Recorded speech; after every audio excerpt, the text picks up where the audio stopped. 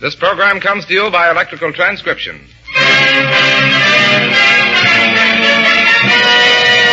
The Treasury Star Parade. With Reginald Gardner, Frank Parker, Janet Gaynor, the Almanac Singers, Al Goodman and his orchestra and chorus, and Frederick March is our master of ceremonies. 80 bonds today. Bonds and freedom is what we're selling. 80 bonds today. Before we go any further, Reg, I must congratulate you on your hilarious performance for the Navy Relief Show at Madison Square Garden. That was a terrific idea. Making inanimate objects like trains and wallpaper come to life. How'd you ever come to think of it? Well, it all came to me while I was lying in bed once, recuperating from one of the 57 varieties of illnesses I go in for. Did you recuperate? Did I? You should see me now. But I still don't understand how an idea like that could have come to you. Oh, yes, you do, Freddie. Everybody's experienced it sometime or other. When any one of you has been ill and you're lying in bed, you look around your bedroom and you notice all kinds of objects that you've lived with all your life. But just because you're ill, they all assume terrifying and jeering shapes. For instance, probably some of you have got a flowered border around the top of your wallpaper, roses or something like that. And if you look at the pattern long enough, you suddenly find that the pattern makes a sound. Something like this. Around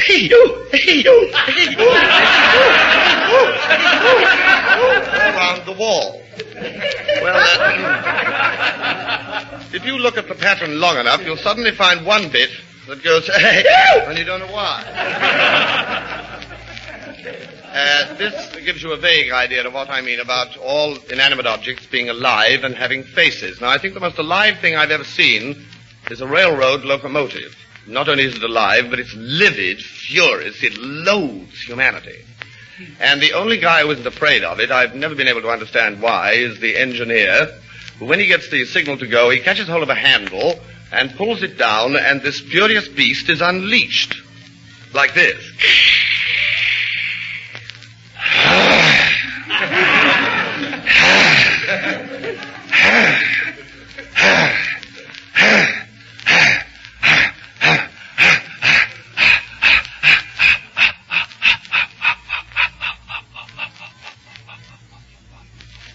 And so forth.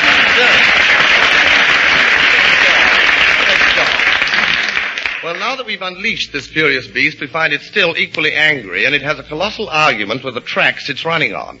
Like this. Giddle-a-daw, balla-da, giddle-dee, biddle-a-daw, balla-da, giddle-a-dee, biddle-a-daw, balla-da, giddle-a-dee, biddle-a-daw, balla-da, giddle-a-dee, biddle-a-daw. That goes on the entire journey. And not only does it have a colossal argument with the tracks it's running on, but also all the other tracks when they dare to cross its own. Like this. Giddle-a-daw, balla-da, giddle-a-dee, biddle-a-dee, and so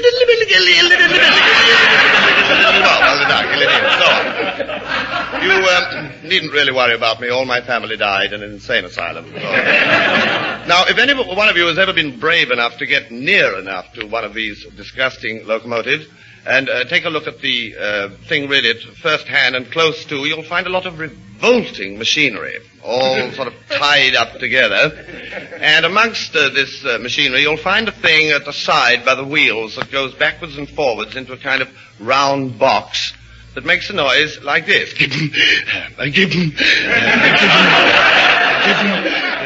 And at the end of this, there's a little fellow, I really rather like him. He sort of bobs up and down all out of time, having a very happy time for himself. He's just at the end of and somehow he always manages to miss It's very clever of him. So you have this thing going, and all he does is Schenectady. Thank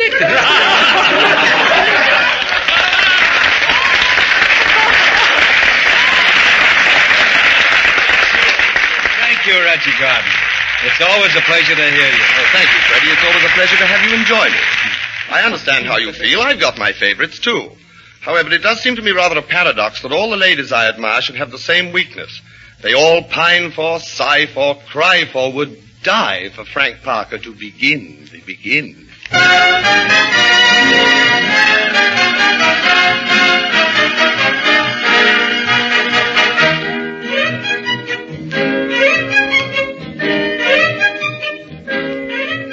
When they begin, the begin, it brings back the sound of music so tender.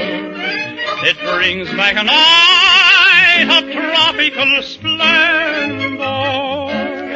It brings back a memory evergreen. I'm with you once more under the stars. And down by the shore an orchestra's playing. And even the palms seem to be swaying when they begin the beginning. To live it again is past all endeavor, except when that tune clutches my heart. And here we are, swearing to love forever, and promising never, never to part. Ah, what moments divine, what rapture serene. Till clouds came along to disperse the joys we had tasted. And now when I hear people curse the chance that was wasted, I know but too well what they mean. So don't let them begin.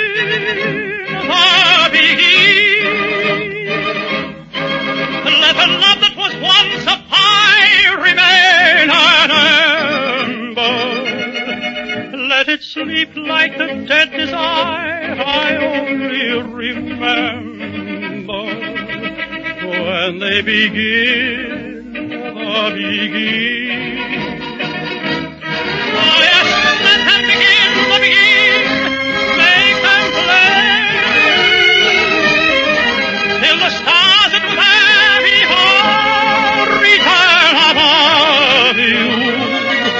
till you whisper to me once more, darling, I love you. And we suddenly know what heaven we're in when they begin.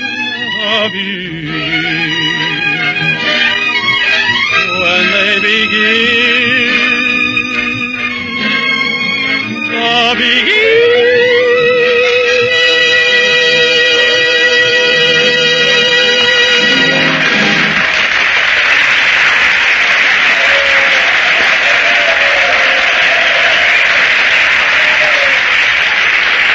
Thank you, Frank Parker. Thank you. Janet Gaynor, would you pine for, sigh for, cry for, even die for that?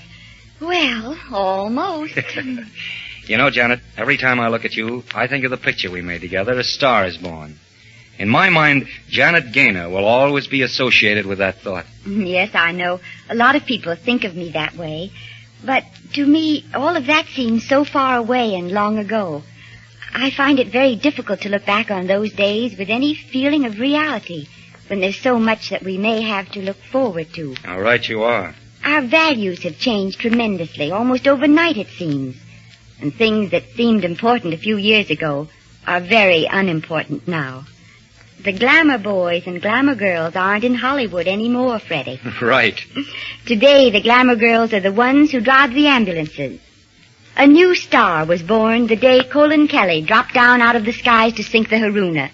General MacArthur, Lieutenant Buckley, John McGee. Those men are our stars of today. They and the men like them.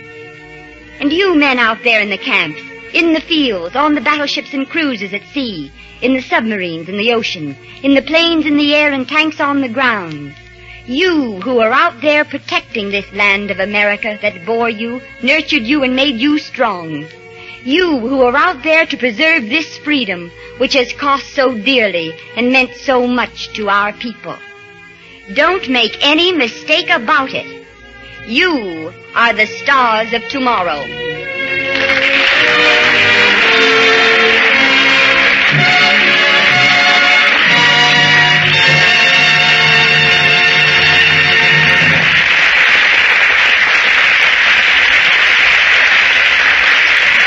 said, Janet Gaynor. Well said.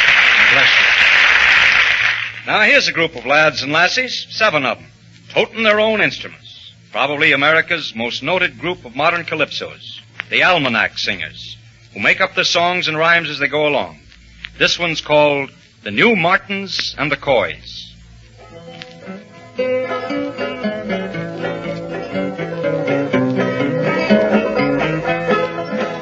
Oh, the Martins and the Coys have quit their feuding.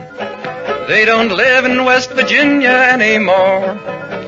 You won't never find them in, 'cause they're headed for Berlin, and they're fighting in a different kind of war. Oh, the Martins and the Coys, they were reckless mountain boys. They take a family feud when they need. And now for the duration, they'll change their occupation, and they're fighting side by side to Hitler's feet. Mr. Coy went up, shook hands with Mr. Martin. He said we won't be safe till Hitler's through. So suppose we call a truce until we cook his goose, 'cause I hate him even worse than I hate you. And then up spoke old Grandpa Martin, with his whiskers waving proudly in the breeze. Said if I have to capture Tokyo, I guess that's okie-dokio. I'm just waiting till they send me overseas. Oh, the Martins and the Coys, they were reckless mountain boys. They take a family feud when they meet. But now for the duration, they'll change their occupation, and they're fighting side by side till Hitler's beat. Uncle Charlie Coy was sleeping by the hen house, but he jumped up when he heard that bugle call. Now he's over in the Alps and he's chasing Hitler's scalp, 'cause he wants that mustache hanging on his wall. Now, good people, this all points a lesson. See what the Martins and the Coys agreed to do. They've given up their feuding for another kind of shooting, and if they can do it, I guess that we can too. Oh, the Martins and the Coys, they were reckless mountain boys. They take a family feud when they meet. But now for the duration, they'll change their occupation, and they're fighting side by side till Hitler's beat.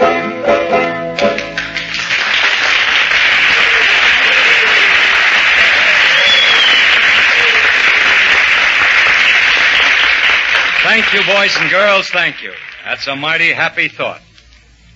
Ladies and gentlemen, I couldn't help thinking a while ago when Janet Gaynor spoke to us about the stars of tomorrow, how important it is for us to realize our responsibility, too, for us to do our part. How important it is for us not to let them down. I've told you before, and I'll tell you again, one of the most important things we can do here at home, besides our own jobs, is to buy defense bonds and stamps. Remember that. Buy defense bonds and stamps. Buy them from your grocer, your butcher, your drugstore, your banker, but buy them, and buy them now. Budget a part of your income every week. Join the Treasury payroll savings plan wherever you work. Defense bonds and stamps are your investment in America. It's your country. Keep it yours. The United States Treasury Department thanks the distinguished artists who gave their talents to this performance. Frederick March, Janet Gaynor, Reginald Gardner, Frank Parker, and the Almanac Boys. Orchestra and chorus were under the direction of Al Goodman. Writing by Hal Block, John Latouche, and Malcolm Meacham. Production by William A. Bacher. This program was transcribed. This is Larry Elliott speaking.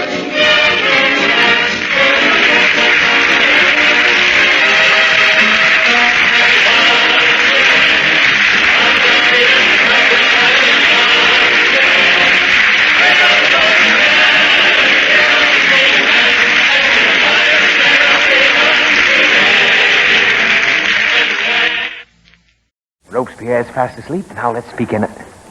Snooks, what are you doing with your light on? I'm looking for my ball, Daddy. Ball? What ball? The one I lost on the porch. If you lost your ball on the porch, why are you looking for it here? There's more light here. Snooks, what's the matter with you? It's way past your bedtime. Well, I can't sleep. The chicken hurts my tummy. Chicken? You didn't have chicken for dinner tonight? No, I mean the chicken in my bed. What's the matter with you? There's no chicken in your bed. Ain't there? Of course not. Well, I can feel them. Oh, nonsense. It's just your imagination. Now go to sleep. All right, Daddy. Daddy! What? My imagination just laid an egg. Good heavens. You have got a chicken in there. I got an egg, too. Look at it. Where did that come from? From the chicken. I know that, but how do you happen to have this livestock in bed with you? I'm hiding it for Red, Daddy. He stole it. Red? Yeah. Why does that little roughneck make you cover up his crimes? I don't know. If he stole the chicken, why do you hide it? Of course. He's hiding the one I stole. Now, what is all this chicken stealing? Who started it, and where did you get them? Tell him, Red. No, you tell him, Snooks. Come out from under that bed! Hello, Mr. Higgins. Yeah, hello, Mr. Higgins. This is definitely the last straw. What are you doing here? Well, I Take those chickens and leave this house at once. Yes, sir. Don't send him away, Daddy. He ain't got no place to sleep. I don't care if...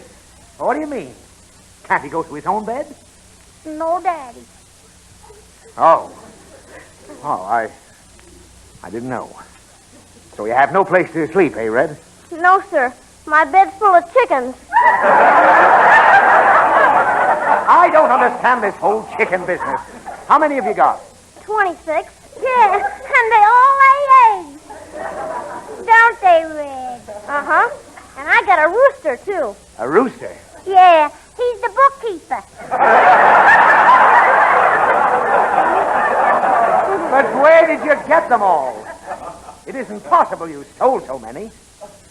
It's possible, Daddy. Now, you keep quiet. How did you manage to steal that many chickens, Red? Well, I can't tell you, Mr. Higgins. Why not? It's a trade secret. Yeah. This is incredible. How long have you been engaged in this nefarious traffic? Huh? When did you start this foul swiping? Oh, I've been doing it for years. Yeah. He started when he was only a kid. Kid? Yeah. How old are you now, Red? 9. Mm-hmm. Ah, that's enough. Go home at once, young man. Take your chickens with you and don't come around here anymore. Yes, sir. Goodbye, Snooks. Goodbye, Red. He's another age. You can have it. Goodbye. Never heard of such goings-on. Lucky for you, I'm busy tonight. But I'll take this matter up with you again in the morning. Good night. Good night, Daddy. Daddy! What is it? Where you going? I'm going down to my lab to make synthetic rubber. And you're not going to watch. You understand? Yes, Daddy. Go right to sleep. Mm-hmm. Good night. Can't understand these kids. Always up to something. Hey, Red. Is he gone? Yeah. What'd you do with the chickens? I stuck them under an orange crate in the cellar. The cellar? Yeah, your old man won't find them. That's his lab. What is? The cellar. I think he's cooking rubber down there. Cooking rubber? Yeah. Oh, and I thought it was the chickens. Smells awful, don't it? Yeah. What's he cooking rubber for? Is he nuts? Yeah, I think so. You know what? What? He eats it. Yeah? Mm-hmm. Well, let's go down and watch him. Okay, but don't make any noise. Quiet. Hang on to my hand. I got it. It's dark. Sneaky. Now, let me open the cellar door. Be careful now. There's a lot of steps. I know where the steps... Oh! What's that?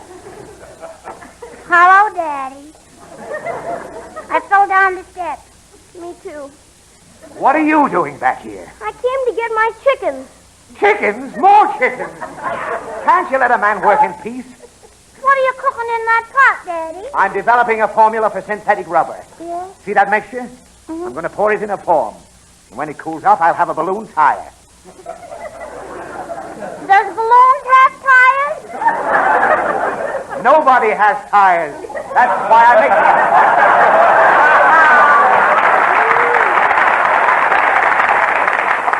I'm making rubber out of rags, paper, soybeans, peanuts, and arrowroot. See? I told you he was smart, didn't I, Red? Yeah, you sure did. Oh, I know what I'm doing, all right. A lot of people might think I'm crazy. Yeah, a lot of them. But wait till they see this. I know which way the wind is blowing. I wish it was blowing the other way. Now listen, Red. If you want to help me, go out and see if you can gather some old rubber. Hot water bottles, rubber boots, any old stuff with rubber in it. Okay. I'll bring you a load, Mr. Higgins. Good. And Snooks, you stir this pot while I mix some chemicals. All right, Daddy. Daddy, Yes? what's these two big lumps in the pot? Lumps? Oh, probably becoming elastic. Keep stirring. Has rubber got feathers in it? Of course not. Will you look under the orange crate, Daddy? Well, this one? Yeah. Is there anything there? Why, no. Oh. Are you sure you didn't put feathers in this pot? Certainly, I'm sure. I know what I've got in that pot. Me too, Daddy. Now, look out. I want to pour this in. A little melted celluloid and some apple peelings. And when Red comes with the rubber, we'll put that in, too. Yeah. I got a big load, Mr. Higgins. Did you? Here. Oh, fine. This is going to mean the end of my tire worries, kids. Dump it in the pot, Red. Yes, sir. Where'd you get all this rubber? From your car. My car. Yeah, I cut up your spare tire. Oh, I'm cooked. So are the chickens, Daddy. Start running, Red. Out of my way. You vandal.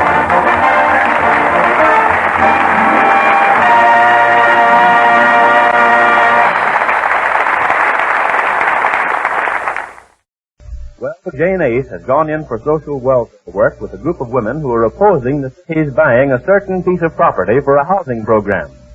Jane doesn't know it, but this is the exact property Mr. Ace has bought an option on with everything he possesses. No one knows of this deal but Mr. Marsh, who told Mr. Ace not to mind the agitation the women would start against his property. This episode is in two scenes, the Aces' bungalow and the newspaper office. But first to the Aces. Mr. Ace is alone. Marge enters from the next room. Listen. Well, what are you dressed up for? Where are you going? I'm not dressed up. I've got a hat and coat on. I'm taking Jane over to see Neil. Over to see Neil at this time of night? It's only a little after 8. He works nights this week. But what is she going over there for? What's the idea? What's she going over there for? Didn't you hear her all through dinner? Well, yes, I knew she was raving about something. I didn't have my mind on it. I noticed that. What's the matter with you? Nothing. What do you mean? You look miles away. What is it, business? Well, I don't mean to. I am in the middle of this big deal. Oh, that big deal you mentioned the other day? Just what is it? Well, this is a big deal. I can't say. Oh, secret? Well, I don't want anything to go wrong. Well, is anything going wrong? You look kind of worried. No, nothing's wrong. What do you mean? Well, I've gone into hock with everything I own. I needed all the cash I could get. I've put it all up on this one deal. Not everything. Yes, everything. Well. Now, you can see why I don't sit around listening to what Jane's spouting all through dinner. Yes, that is quite a... Well, how about Jane? Does she know that you went into something this big? Oh, sure. I wouldn't strip myself down to nothing without talking to her in advance. I had a heart-to-heart talk with her about it. She knows it's taking everything we've got. I told her exactly how it stood, that there was hardly a small chance even of anything going wrong, and I stood to make a great deal of money. How much is a great deal? $25,000. $25,000? That's right. Well, congratulations. Not yet. Don't start that now. I'm sitting here with my fingers crossed, and you're starting to congratulate. Do you mean if the deal goes through, you make all that money, and if it doesn't, you're wiped out? Is that it? That's it. No wonder you're in that fast. How long will it be before you know? I don't know. Maybe a week. Doesn't happen overnight, you know. A week? Yeah, I'll probably age 2 years before this is over. Oh, is this the deal Mr. Smith put you next to, the one you hinted about? Yes, this is one. Oh, I hope he realizes what'll happen to you if it doesn't pan out. I'd rather not think about that. Oh, I don't blame you. I tell you, there's every chance of it's coming out all right. But still, just a tiny little chance. That's about all, just a tiny little I'm chance. all ready, Marge. Oh, okay, Jen. The car in front here or in the garage? The car? Who's Now, going? don't start that. You said it was okay for us to drive down. I said Now it. he's going to start saying he didn't say it. I knew the minute I get Well, dressed. when was this? A dinner that I said you could Yes, what's the matter with you, dear? Didn't you hear what I was saying? I can't make heads or shoulders of what you're Well, I saying. didn't follow exactly what you said. Didn't you hear me say that they put me on the publicity committee? I have to get things in the newspaper about our club. And I was going to tell the city a thing or two about building houses down there by that railroad track. Oh, you're on the newspaper. Yes, and you should have heard the way one woman there didn't want me to be on the committee. She said, what do you know about newspapers? Well, I said, we take them, I said. You said, well, that's quite an argument in favor. Well, it was the worst argument I ever had. She didn't want me on it. I was so mad I said, well, if I'd only thought of telling her that I know Neil Williams and he's a reporter on the Post. Oh, why didn't you think of that at the time, Jane? That would have stopped that old busybody. Well, I just didn't. I can think of more things I should have said after I go to bed. I guess it was because I was so mad, the way she kept And you were in charge of the publicity. Yeah. Well, They said they want me to get newspapers to print a lot of things about how we're trying to make the city build the houses someplace else. Because it is awful to build houses down by some old railroad tracks. Just because they're poor people, they can live in some nice place, can't they? well, yes, I guess they... Yes, I should say they can. But there's nothing you can do about that, Jane. After all, the city's mind isn't made up by a group of women who... Oh, no? Well, you should hear us at the club. We're mad about this. We're going to make the city build these homes someplace else. Oh, but you can't do anything. All right, you just wait and see. The laugh will be on the other foot. Oh. And that's what I'm going to talk to Neil about tonight. I'm going to get him to write something for the paper about it and let everybody see what the city's trying to do to those poor people. And let them put that under their hat and pocket. You've gone into social welfare work with a vengeance. Well, I'm mad. I'm mad at that Mrs. Block. That was the one who didn't want me to be on the committee. And I'm mad at the city, too. I can't wait to do something. I'm on pins and cushions. Come on, Marge, let's hurry. Right with you, Captain. Goodbye, dear. We'll be back in an hour or so. Well, it can't take longer than that, Jane. It's half an hour's drive down there and half an hour back, and then you're going to have a talk to Neil. Well, we'll be back when we come back. And don't be lonesome, dear. Dear. What? I say don't be lonesome. What's the matter with you? Don't you feel well? No, yes, that's it. I ate too much, I guess. Well, take some bichloride. Read your paper or something. Turn on the radio if you I'll want be to. all right. Drive carefully. Now, you better drive, Marge. I'm going to. Don't worry. If I can move Jane, you've got to see that all the way downtown. Goodbye, dear. Goodbye, Oh, Jane. here's the call. Come, Jane.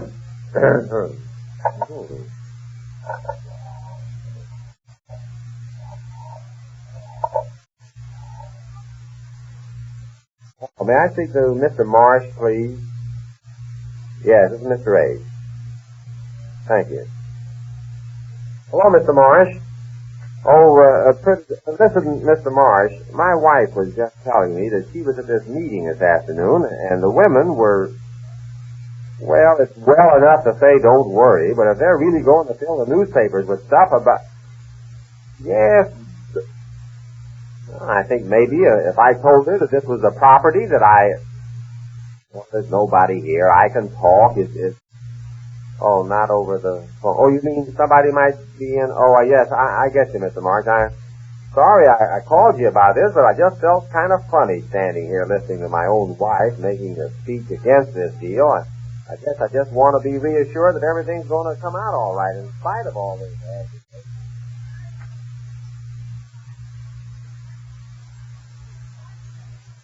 Well, there's the deputy making money. Marge. I brought a visitor. Jane. Hello, Neil. Hi, Jane. Just fine. Well, these drab surroundings certainly lit up all of a sudden. Here, let me make room for you on these chairs. Don't be putting on company manners with us. Well, you can be comfortable. Here, let me take those papers out of that chair. Gee, I wish I'd known you were coming. Oh, I suppose you'd have done the vacuum over the room, huh? Sure. Sit down, Jane. Thank you. Were you writing something important? Well, the boss might have other ideas about it, but... Well, we're here to give you something really important to write about. Really? What? You just pull out whatever you're writing out of that piece and start on this. What is it? What's going on here? Well, Neil, I want you to write something for me and set it in the paper. Oh, I see. Well, the society editor is 2 doors down This the hall. is no social item, my friend. This is vital. Now let me tell you, Marge. Yeah, let Jane tell it. What is it, Jane? Well, I'm on the committee to get something in the paper about our club. Well, Yes, it's about those Old Testament houses that the poor people live in. what's that? No, those awful places they live in. Well, the city's going to build some new homes for them. Yeah, I know about that. Yes, but what you don't know is where they're going to build the homes. Well, I think I do know, Jane. You do? Well, yes, I know the city's considering buying a square block down on the other side of the railroad track. See, that's what I mean. Why should they live there? Why can't they live where it's nice and clean and cool in the summer and vice versa? Why? What? I don't know. Why can't they? Oh, they can. That's what I'm trying to tell you. We don't want to build the houses down there. We want a nice, clean place. Oh, we do.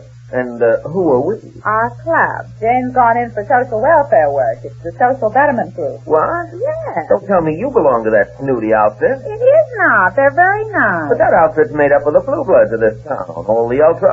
Jane's a member of that group, I'll have you know. No, Jane. Yes, I am. I can't believe it. Well, why not? I can be just as ultra blue as they can. She certainly does belong to you. She got into Mrs. Marsh. Mrs. Marsh, really? Yes, she and I are just like that. Oh, just like that. That's right, Neil. They're just like that. Oh, now that I've gotten over that surprise, now what about the rest of this talk about... Just what I told you. I'm on the committee that has to get things in the paper, and I want you to do it for me. Will you? Well, what do you want me to do, Jane? After all, I might as well tell you this secret, Jane. I really don't own this paper.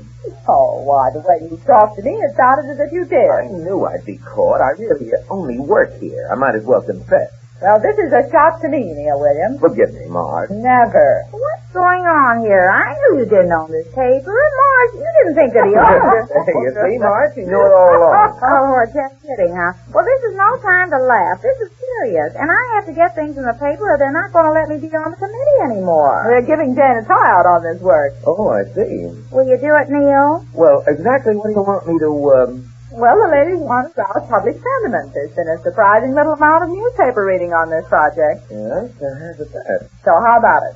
It might not be a bad idea at that. News is kind of scarce these days, as local news. This might be just the thing to wake us up. I know there's no love between this paper and that gang down at City Hall. That's fine. Then you're going to do it? Well, if it's going to be done at all, it ought to be smeared all over the paper. I know that. Because when you start agitation of this kind... Oh, wait a minute. Let me get the city editor on the phone. Hello, give me the desk, please. Saxon for you, Jane. Who's he calling? This is Williams. Yeah. Say, I got a lead that the women's clubs are going to oppose this new housing project location. Not a big name. Well, like Mrs. Tom Marsh, for instance. That's not about me. Okay, I'll be right in.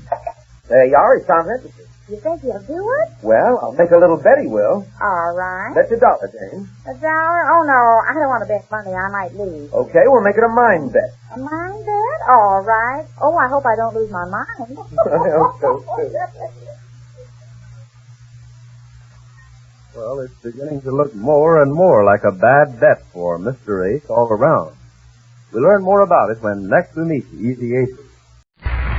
Presenting the transcription feature, Superman.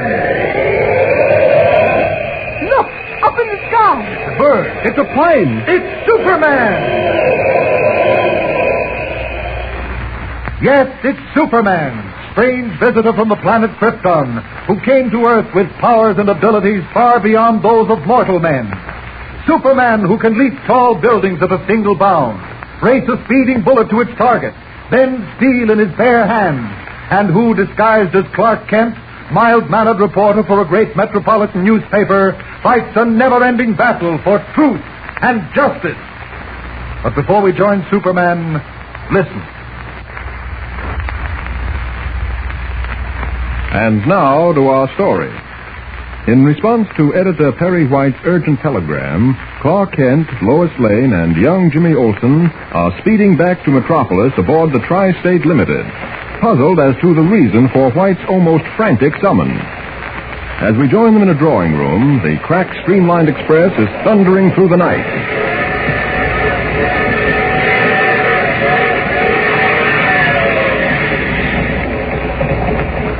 Jimmy, you don't have to finish that box of candy in one sitting. I've only had 5 pieces. Only 5 pieces?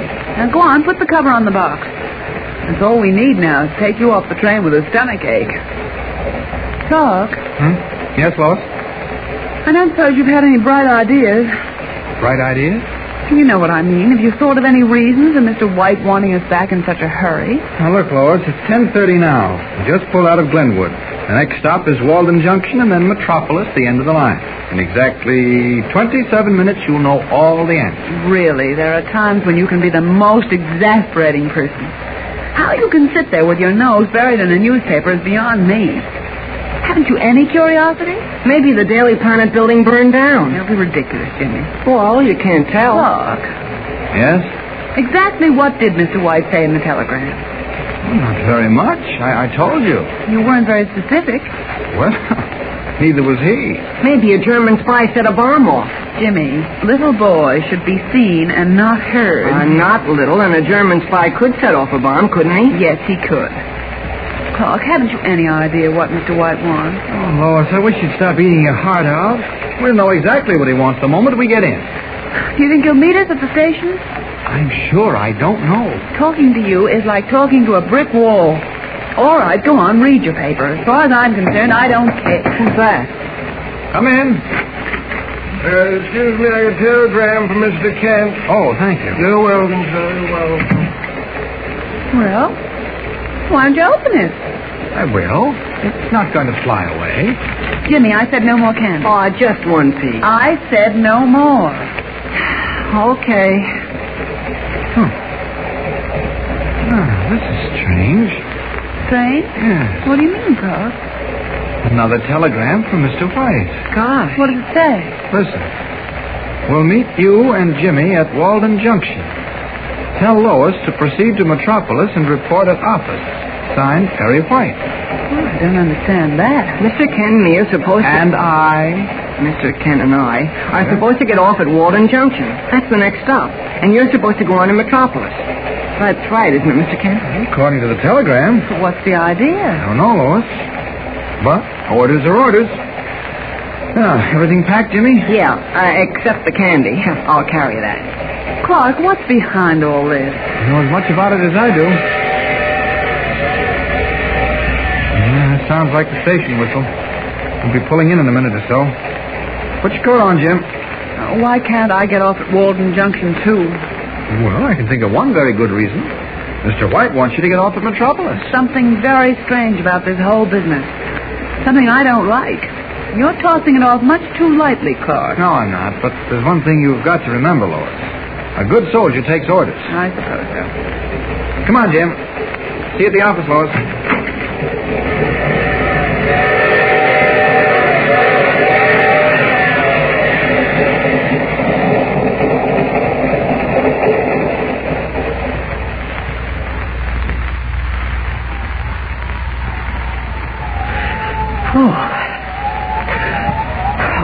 Oh, boy. How much longer are we going to hang around the station, Mr. Kent? Gee whiz, that cold wind goes right through me. Well, go into the waiting room, Jimmy. It's warm there. No, I'd rather stick with you. I don't understand this at all. That telegram was clear enough. Oh, are you sure it said to get off at Walden Junction? Positive. Right. Here it is. Now, let's look at it under that light there. What does it say? We'll meet you and Jimmy at Walden Junction. Well, this is Walden Junction, all right. There's Mr. White. We've been waiting here for almost... What's the matter, Mr. Kent? Jimmy, we've been tricked. Tricked? What do you mean? This telegram is a fake. It was written on a typewriter. I should have noticed that a long time ago. Golly. But why should anyone send us a fake There could only be one reason to separate us from Lois. You mean... Now, look, Jimmy, there's no time to waste. You trust me, don't you? Why, sure. Now, listen carefully. There's a local train coming through in 15 minutes. Now, here's some money. You buy a ticket and ride into Metropolis. What? Go right to the office. You mean alone? Yes, I have important work to do, and it must be done fast. Oh, but You said you trusted me, Jim. Okay. Good boy. Now, you stay in the waiting room until the train pulls in. If you get to the office before I do, keep mum about all this, understand? Uh-huh. So long. So long. kick myself for falling for that fake telegram. Oh, maybe it's not too late. Maybe I can still catch the limited. As Superman. Oh, Jimmy can't see me now. Just stepped into the waiting room. Up, and away! Streaking through the darkness, Superman follows the steel rails like a bird in flight. Picks up the Tri-State Limited halfway between Walden Junction and Metropolis. Dropping to the darkened observation platform, he enters the train as Clark Kent and hurries to the drawing room in which he left Lois. Oh, this is it. Drawing room C, car 42. Lois! Lois! That's funny. What? The door's locked. Lois! Lois! I don't understand it. Oh, Porter. Can you unlock this door for me? Yes, Great day in the morning. What's the matter? Didn't you all get off at Walden Junction? Yes, but I got on again. Can you unlock this door? Well, there's a lady in that drawing room. I know there is. The young lady who was with me. You remember, don't you? Yeah. Don't you answer? No. Have you a key? Yes, sir. Right here. I'll get the key. How you get off Walden Junction? Yes, sir. Right here. There's her. She's open now. Thank you. The room's empty. Well, no, sir, that can't be. I tell you, it's empty. Oh, the train halted, then. Come down.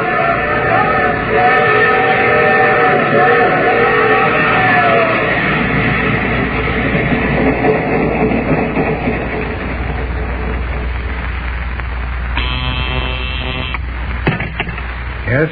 Clark Kent is back, Mr. White. Oh, he is he? Well, you'll send him in. I'll give him a piece of my mind. What's he think we're running here? A high school yearbook? Tell us, White. Close the door. Now, Kent, what's the big Just a minute, please. Something serious has happened. I'm glad you realize I'm afraid you don't know what I'm talking about, Mr. White. Oh, no, of course not. I'm a dope. An addle-pated fool. Just a minute. I don't understand English. If you can hold your temper in check for a moment, I'd like to discuss something with you. No, you would. Well, where were you when I returned from Washington? Now, look. Did it ever occur to you that I might want to discuss something with you once in a while? Take it easy, will you? You knew we were at the Barrow Ranch with Jimmy. As a matter of fact, we were just leaving when your telegram arrived. My telegram? Yes. Are you crazy? Well, you said you wanted us back at once, that something important had come up. You're out of your mind. In the first place, I didn't know where you were. In the second place, if I had telegraphed, it would have been to tell you that you're fired. Wait a minute. You mean to say you didn't send me a wire early this evening at 7 o'clock? I did not. Oh, wait a minute. Am I crazy? I wouldn't be a bit surprised. Oh, where's Lois? One thing at a time, Mr. White. You did send a wire to the Barrow Ranch, didn't you? No, I didn't. Now, listen, Kent. I don't understand this. There are a few things that I don't understand either. Now, where's Lois? I don't know. Wasn't she with you? Yes, but she disappeared off the train. What? Now, wait. Disappeared off the... Please, let's get things straight. It wasn't you who sent the first telegram. How many times do I have to... All right. Kent, if this is your idea of a joke... It's no joke, Mr. White. It's pretty serious. Now, listen to me. Jimmy ran into some trouble at the Barrow Dude Ranch. Lois and I went up to straighten it out. We were about to return when a wire came through signed by you. It said to come back at once. Something important had come up. I didn't wire you or anyone else. I suppose not, if you say so. Well, anyway, we took the first train out, the Tri-State Limited. Just after we pulled out of Glenwood, the porter gave me a telegram. Again, it was signed with your name, and it said for Jimmy and myself to get off at Walden Junction and for Lois to go on to Metropolis. I never sent that telegram either. I know it. That one was a fake, but I fell for it. Jimmy and I got off. We waited around for 10 minutes before I realized the telegram wasn't authentic. Then I followed the train. How? Why, I hired a car. You mean to say you caught the Limited in a car? No, you see, it was a fast car. I mean... All right. Go ahead. Now, what happened? Well, I got aboard the train. The door to Lois's drawing room was locked. The porter opened it. But she wasn't there. Probably in the club car. No, she wasn't. We searched the train thoroughly. She wasn't on board. Kent, do you expect me to swallow that? The Limited doesn't stop between Walden Junction and Metropolis. She couldn't have gotten off. Mr. White, I tell you, she wasn't on that train. She's gone. Vanished. Now, look, Kent. Wait a minute. Perry White speaking. Hello, Mr. White. Lois. Is Clark Kent there? Yes, he is. But where under the sun are you? Look, let me speak to Clark, quickly. Yes, but I now... Oh, all right. Here, Kent. She wants to speak to you. Okay. Lois, what in the name of I haven't much time, Clark. Listen, don't worry. Everything is all right. I'll call you at 10 o'clock tomorrow morning. But, Lois, you... Goodbye. Wait a minute, look. She's hung up. Listen, Kent. What's this all about? That's what I'd like to know, Mr. White. Well, it looks like someone is weaving the web of a baffling mystery around Clark Kent, Lois Lane, and Perry White. How did Lois vanish from the train, and where is she now? And who was responsible for the false telegrams? This is just the beginning, so don't miss a single mystifying episode. Tune in and follow the story with Superman. Don't forget, tune in again for the next thrilling episode with Superman. Look, up in the sky. It's a bird. It's a plane. It's Superman. Superman is a copyrighted feature appearing in Action Comics magazine. It's 8:30.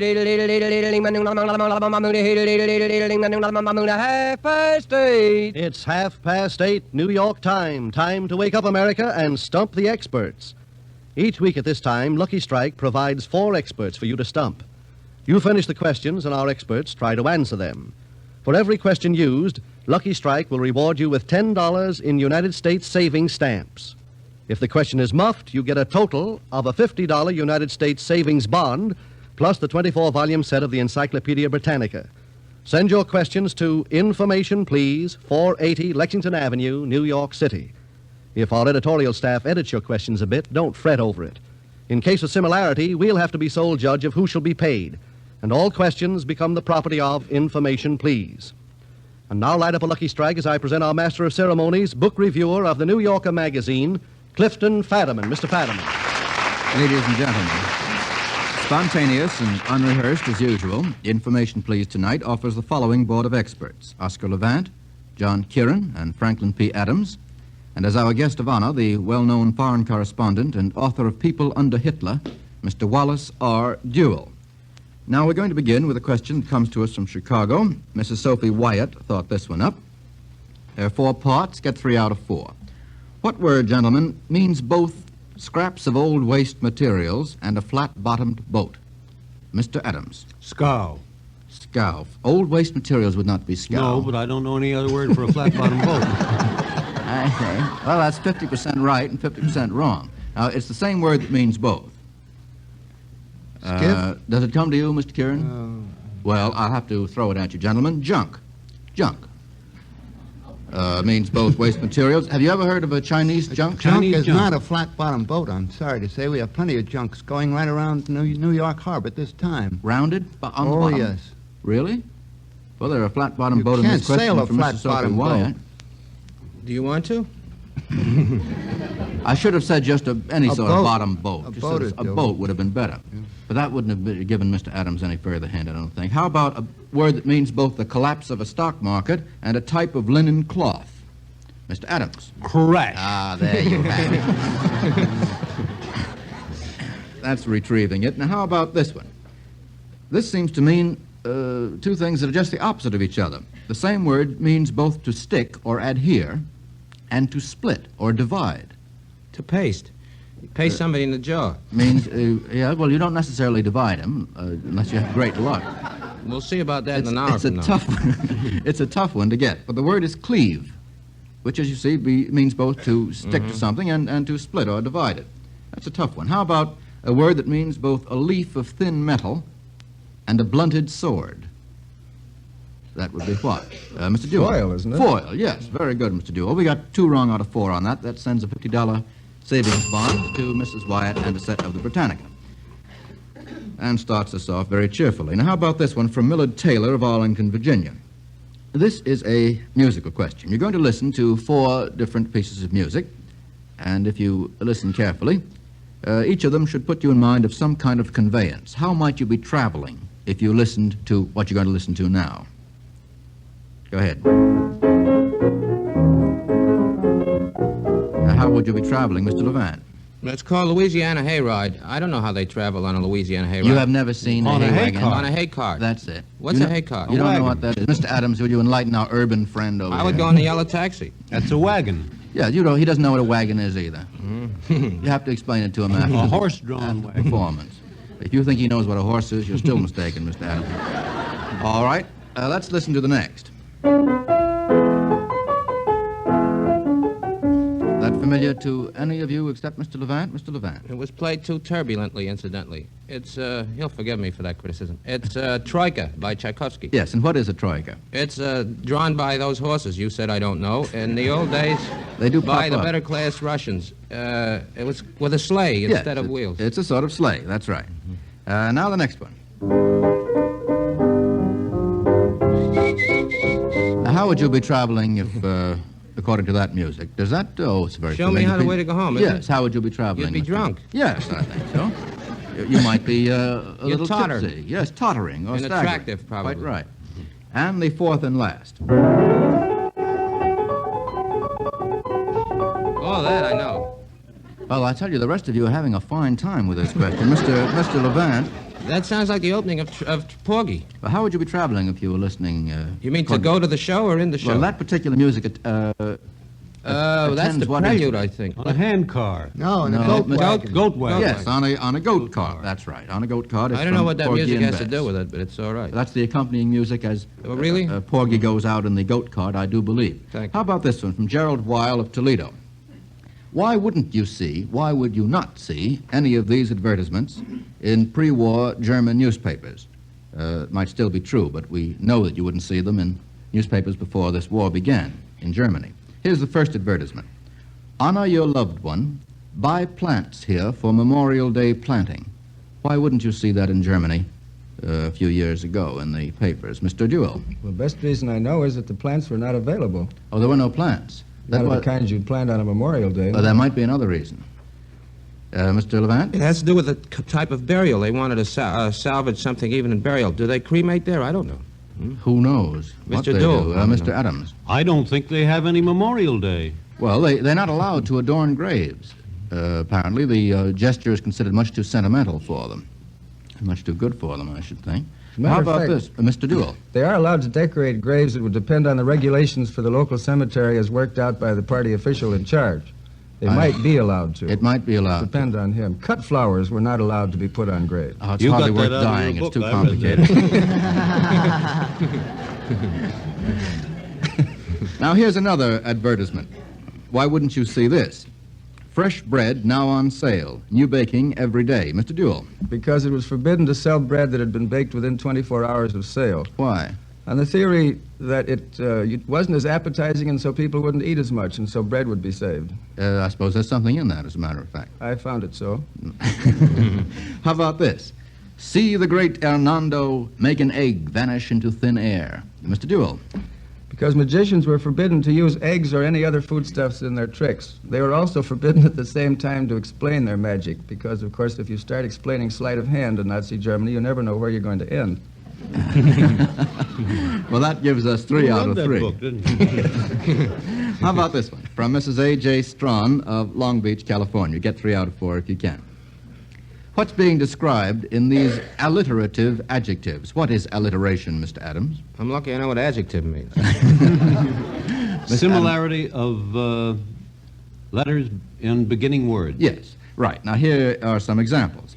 Grim, ungainly, ghastly, gaunt. What's being described? Thomas That's a quotation. What'd you say, Mr. Is that Thomas Wolfe? No. Mr. Kieran? I think that's Raven. Yes, it's from what poem? Poe. Yes, the whole line goes on, grim, ungainly, ghastly, gaunt, and ominous bird of yore. That's not a very familiar line from the Raven. Mr. Duell, you had your hand up. What were you going to say? I was about to commit an error. Never have asked you. What did you think it meant, just for fun? I didn't understand that it came from a definite poem, and I've Yes. heard that phrase applied to one of Jacob Epstein's statues of Lincoln. Well, that's going rather far afield. Now, each of these is a quotation, and it describes a particular thing. Short and simple. We have several hands. Mr. Adams. Annals of the Poor. Yes. It's from what poem? Elegy written in a country churchyard. Very good. No grandeur here. No grandeur here with a disdainful smile. The short and simple annals of the poor. Now, here's a Latin phrase that I think will be familiar to many of us. Dulce et decorum. Mr. Kieran. Dulce et decorum est pro patria mori, from Horace. From Horace. From the Odes and the translation, Mr. Kieran? It is sweet and pleasant to die for one's country. Yes, sweet and fitting, perhaps, honorable, That's right. or worthy. So the dying for one's country is being described there. Now, what's being described in the phrase 2 and 20? 2 and 20. Mr. Kieran. A young man. Yes, who is he? But now I'm 2 and 20. That's A.E. Houseman. A. Houseman. What's the burden? When he No, was- it's true. No, it is true. It is true. What's true? Do you remember, Mr. Adams, what he says Shouldn't is have true? given his heart away. That's it. He was a little too generous with his heart. How about this one from Mrs. Douglas Bogue of Tampa, Florida? What's the significance of these phrases that are all about animals? And these phrases have been seen in the news during the last few months. Get 2 out of 3. The first phrase is sea otters. Sea otters. Mr. Jewell. It was a new type of flat-bottomed ship designed for speedy construction and economical operation in the shipment of supplies to Europe. Yes, This that's- is primarily to Britain. That's correct. How about foxholes? Foxholes, Mr. Levant? Isn't that what the Japanese always report in the incursion or in that peculiar kind of invasion they made in Malaya? They resort or Bataan. It's in Bataan. It's in Bataan. Yeah. We think of it, in connection with what, Mr. Kieran? The force that is still in on the Bataan Peninsula that was left by General MacArthur. Yes, they fight in sort of one-man trenches. Each man picks out One-man a dugouts. foxhole for himself.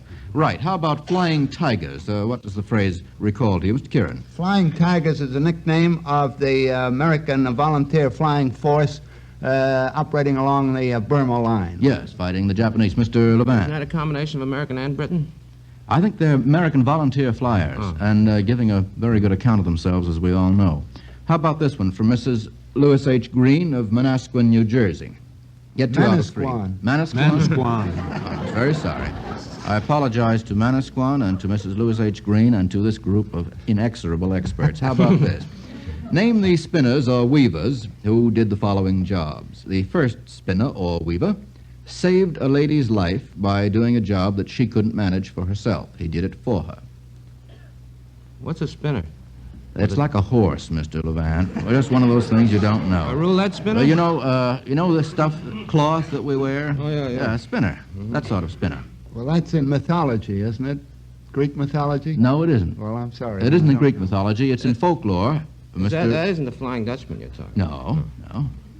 Remember Rumpelstiltskin, the little dwarf who he spun straw into gold for the girl who couldn't do the job for herself in the old story of Rumpelstiltskin. Does that come back to you at all? Not at all. All right, Mr. Adams. If you That think was before my time. Well, that's one wrong. Now, what spinners fooled 11 tigers? What spinners fooled 11 tigers? Is that a football team, the Princeton? That's very good, Mr. Levant. Well, any Very team good. beat Princeton in the last 20 years.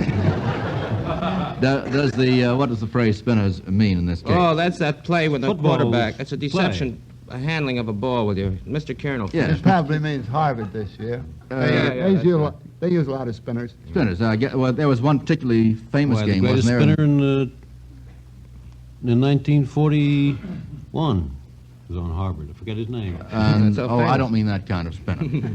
The spinner play in Harvard helped them to defeat Princeton in a famous game during the 1937 season. They beat them 34-6. They use it every season. I'm sure they do. And they get licked every year. That's the only information I have, though. Now, can you name, in this case, it was a weaver who worked for years on a robe to be used after her father-in-law died? A weaver? I think it was a weaver, yes. What did he walk on, cloth? Worked on cloth, yeah.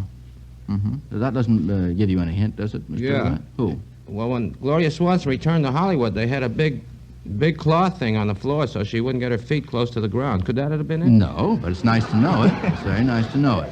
No, it was the web that Penelope, in the story of the Audacy, the web Penelope, remember, raveled each night to put off the suitors, and this web was to be a funeral robe for Odysseus' father when he should happen to die.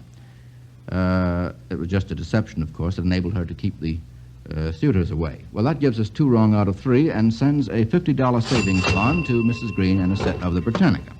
Our lucky strike so far has paid out 2 of those bonds and 2 sets of the Britannicas.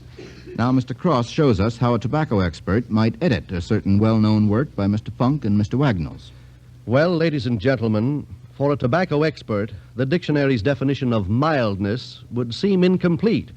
He'd want to add cigarette mildness depends upon the kind of tobacco used. And that holds true of better taste and other fine qualities you want in a cigarette. They all depend on tobacco. For remember this, in a cigarette, it's the tobacco that counts. That's why Lucky Strike consistently pays the price to get the finer tobacco at market after market, year after year. For example, in Ahoskie, North Carolina, at auctions of the 1939 crop, the American Tobacco Company paid 32% more for the tobacco it bought for its cigarettes and other tobacco products.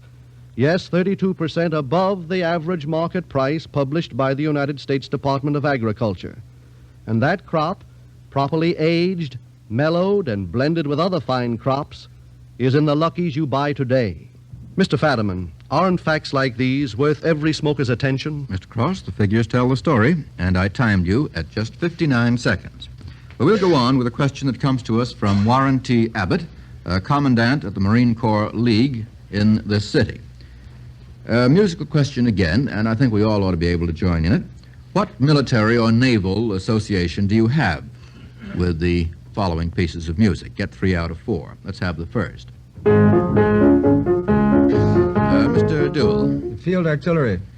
What song is it particularly? Over hill, over dale. Yes. The caissons go rolling along. That's quite right. Very good. Well, that was very easy. Mr. Adams and Mr. Dewell are now shaking hands with each other. I don't see why either should congratulate the other. It's a very easy question. How about the next? Oh, I have 4 hands. Mr. Kieran. Anchors Aweigh. That would be Navy. called the Navy, of course. Very good. Now the next one. I have all hands again. Mr. Adams. To the shores of Tripoli. Very good, Mr. Adams. And you are singing, so to The speak, United States Marines. The United States Marines, right, from the shores of Montezuma and so forth. And now the fourth and last. I have several hands. Mr. Levant. Well, that's the West Point song by Rudolph Frimmel, taken from the Vagabond something. That's right, the West Point March. That's a perfect Sons response. of Slum and Gravy. Do you know how it goes on? How about this? That's 4 out of 4, and this sends us on to a question from D.E. Bliss of Steubenville, Ohio. A more or less literary question. Name the character or persons, some of these are real people, some more or less fictional, who said, the first one said, "Well, honor is the subject of my story." Mr. Kieran. Jan Cassius.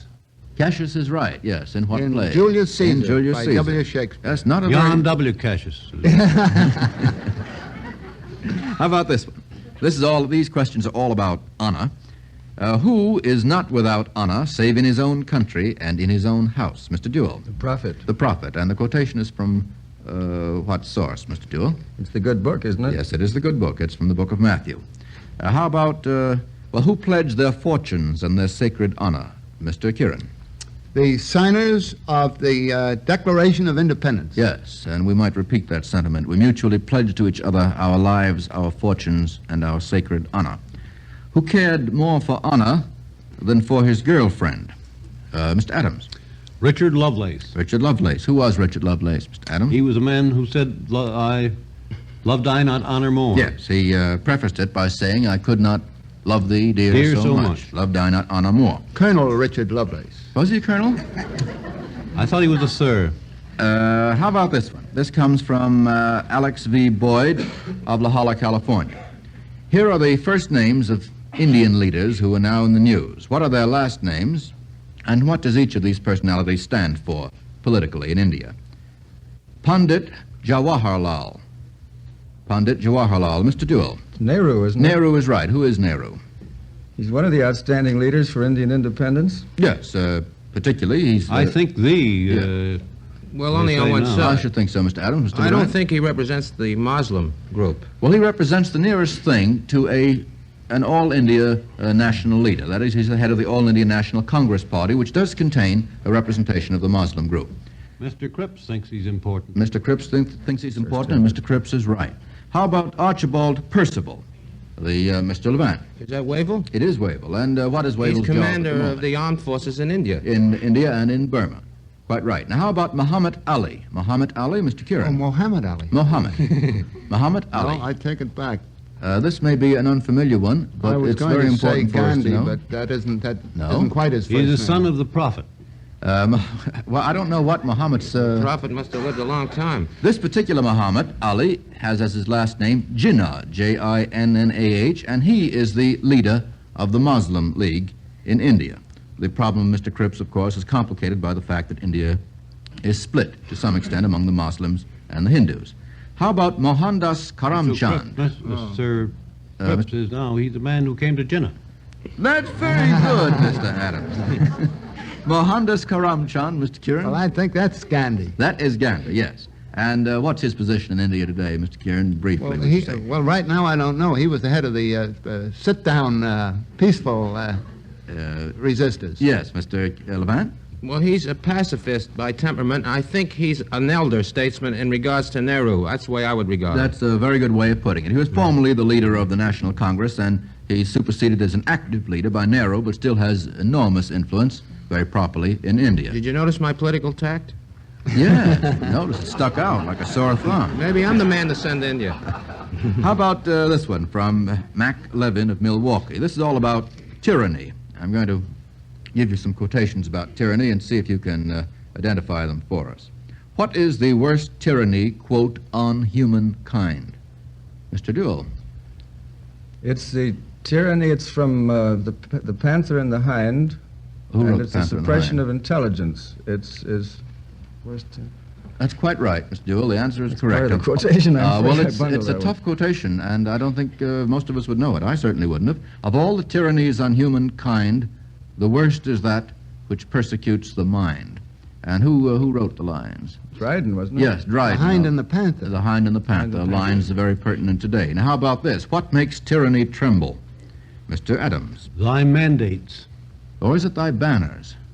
Seems to me it's... Thy banners make tyranny tremble when borne by the red, white, and That's blue. right, from Columbia, the gem of the ocean.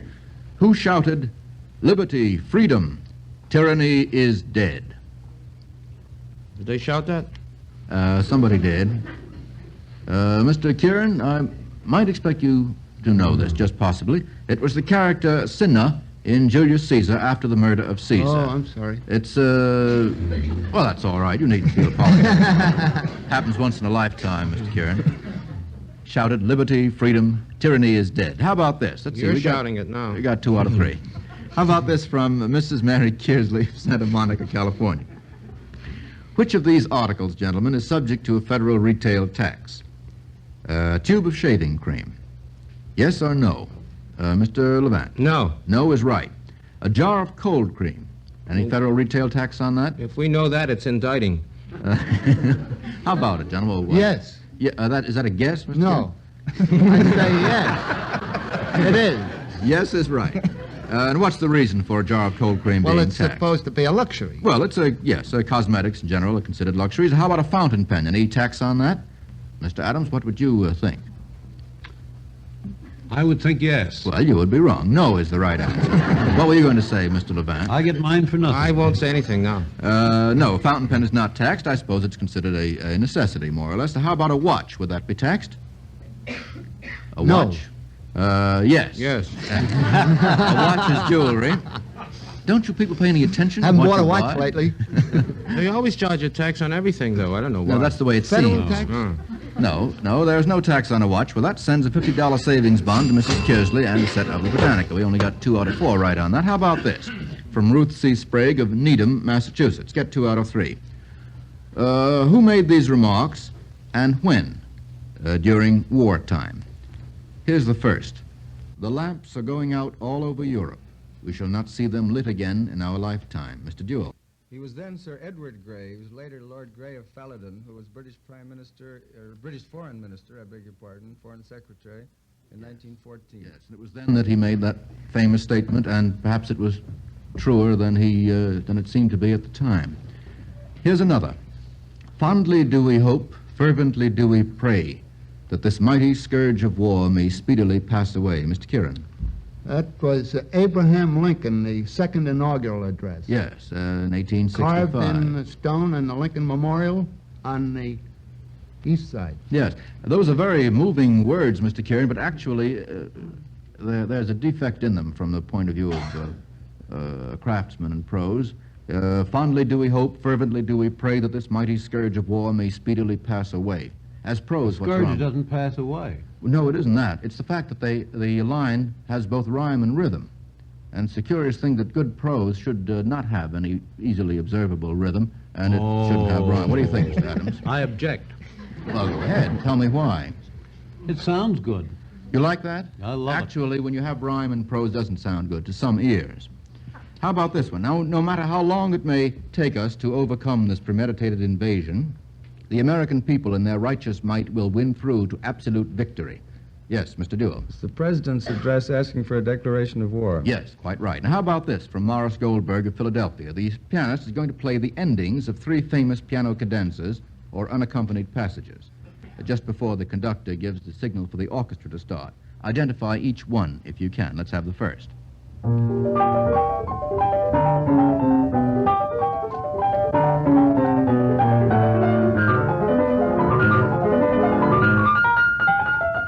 Well, it's pretty tough. Mr. Levant? I don't know it. I would like to hear the whole thing. I wish we had time. No, what is it? It's from the Mozart D major concerto. I was going to the say Mozart. Coronation. Whose cadenza is it? I have no idea. Well, I mean, I play that. You can use any cadenza you like. It's not an arbitrary thing, and Mozart's not around lately. We've only got about 40 seconds to argue go this ahead, out. go How ahead. about the next one? Yes, Mr. Levant. That's Brahms B flat. That's perfect, Mr. Levant. Very good. And now the You third got and 30 last. seconds now.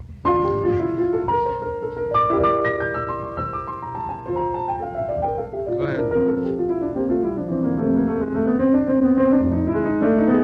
ahead. All right. Schumann. That's good. A yes, minor. which one? The A minor. Very 10 good, seconds. Mr. Levant. That's not very easy going. And now Mr. Cross says he's running into quite a few people who have an ear for a mnemonic phrase. Well, several of my friends have been greeting me recently with this phrase, smoke the smoke tobacco experts smoke. And, ladies and gentlemen, I'm glad that's catching on, because never was more smoking wisdom condensed into fewer words. After all, in a cigarette, it's the tobacco that counts. So you can see why the overwhelming preference of independent tobacco experts for Lucky's, their stamp of approval, is definitely worth remembering and worth acting on. For these independent experts spend their lives buying, selling, and handling tobacco, and at markets all over the South, year after year, they see us pay the price to get the milder, better-tasting leaf. For example, in Fayetteville, Tennessee, at auctions of the 1939 crop, the makers of Lucky's paid 23% more than the average market price published by the United States Department of Agriculture. At Whiteville, North Carolina, 36% more, and so on at market after market. And that crop, properly aged, mellowed, and blended with other fine crops, is in the Lucky's you buy today. No wonder that with independent experts, with men who know tobacco best, it's Lucky's 2-to-1.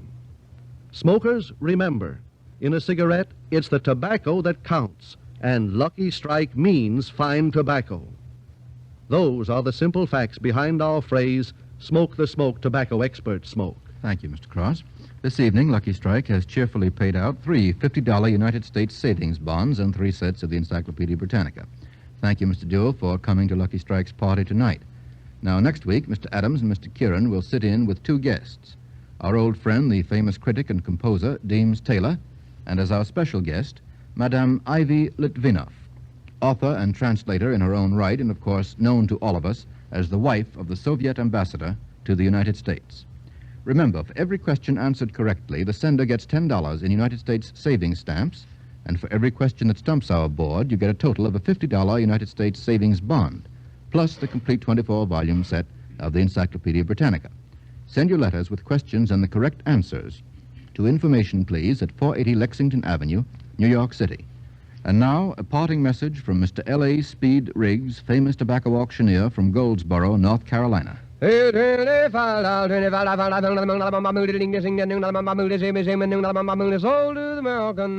chant, ladies and gentlemen, is your reminder to smoke the smoke tobacco experts smoke.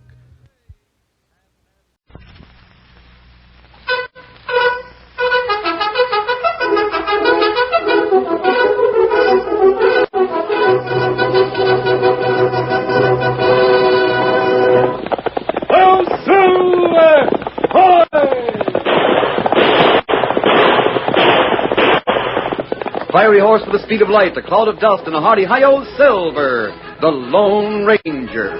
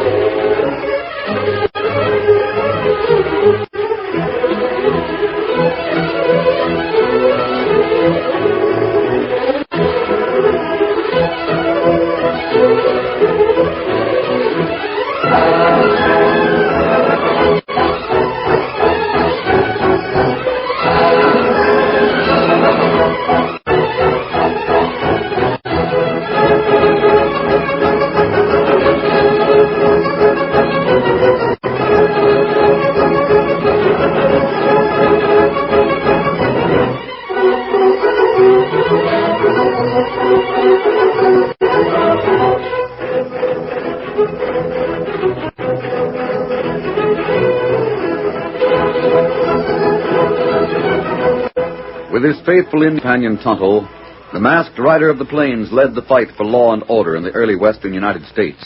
The stories of his strength and courage, his daring and resourcefulness have come down to us through the generations, and nowhere in the pages of history can one find a greater champion of justice. Return with us now to those thrilling days of yesteryear. From out of the past come the thundering hoofbeats of a great horse, Silver. The Lone Ranger rides again. Come on, Silver! There's danger on the trail ahead! We've got to hurry! I'm Silver!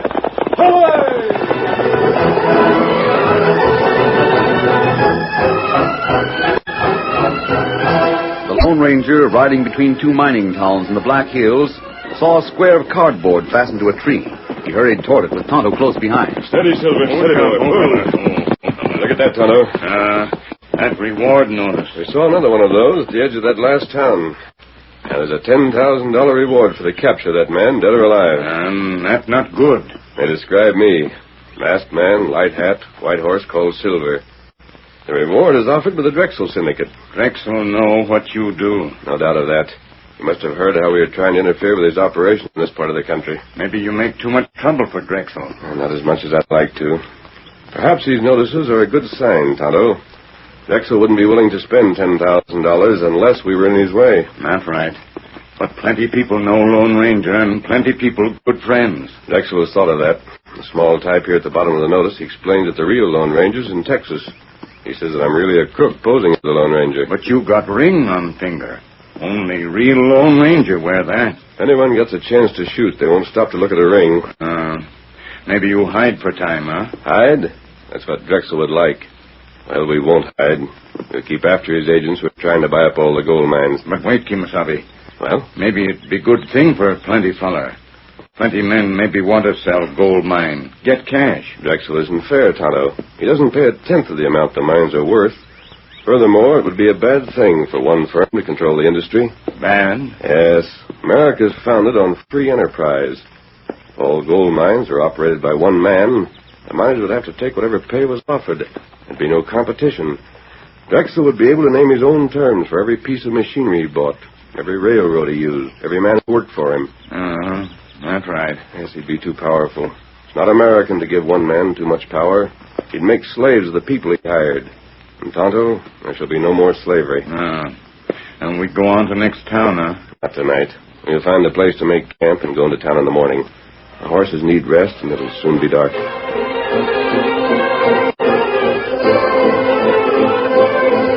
Yep, it gets dark early at this time of the year, Potter. Surprised to see you ride up, Beasley. I thought your evening time was spent in Pharaoh's gambling place. Business, Potter, that's what brought me here. I don't see why. I told you last time I didn't want to sell a Nancy Jane, but I keep my gold mine to work it. To using poor judgment, Potter. The Drexel Syndicate is getting pretty powerful in this part of the country. And not powerful enough to tell me what I'll do. And I might add that Mr. Drexel has indicated his displeasure at the salaries you pay your men. Oh, he don't like it, eh? He'd sooner I'd starve him like he does. Well, I won't. And there's another thing, Potter. You might find it difficult to get railroad facilities to ship your ore. Why should I? Well, Mr. Drexel is in a position to contract for all the facilities that are available. Now, it wouldn't be easy for you to ship gold without railroads, would it? Beasley, I won't sell, and that's that. Now go on to Faro Jim and play your poker. No, wait, Potter. There's another thing. Well? Suppose you had a cave-in and needed a lot of heavy machinery to reopen your mine. I suppose I'd have trouble getting that machinery. Well, that might be the case. Well, I won't have a cave-in. My shafts and tunnels are built right. I don't risk the lives of my men like Drexel does. You never can tell, Potter. What if someone had a grudge against you? There's a lot of blasting powder around here, and a lot of men who know how to use it. That's enough, Beasley. I've heard about enough of your threats and hints and suggestions. You'll find that men out here don't scare easy. Now get. Very well, Potter. If you change your mind, let me know. We buy gold property in any condition. Even caved-in mine. I said get. Now reach me at Faro Jim's. Get up there.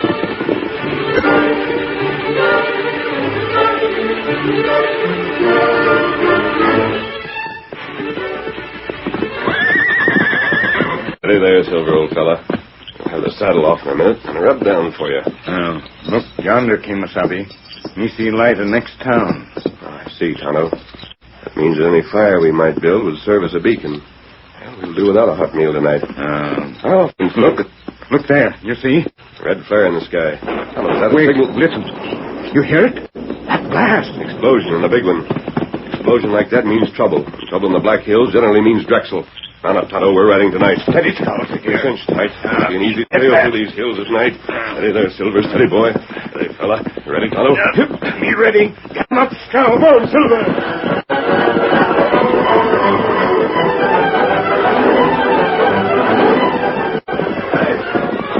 There's the mine. The whole mouth is caved in. Beasley warned me the only fool. He threatened me. Well, I'll gun this scheming crook. Hey, Father, look there. Mayor, there's 10,000 reward for that man. Stand back.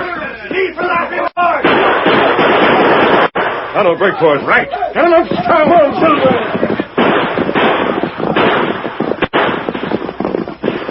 You got hit, Tonto? No, fella, shoot too fast.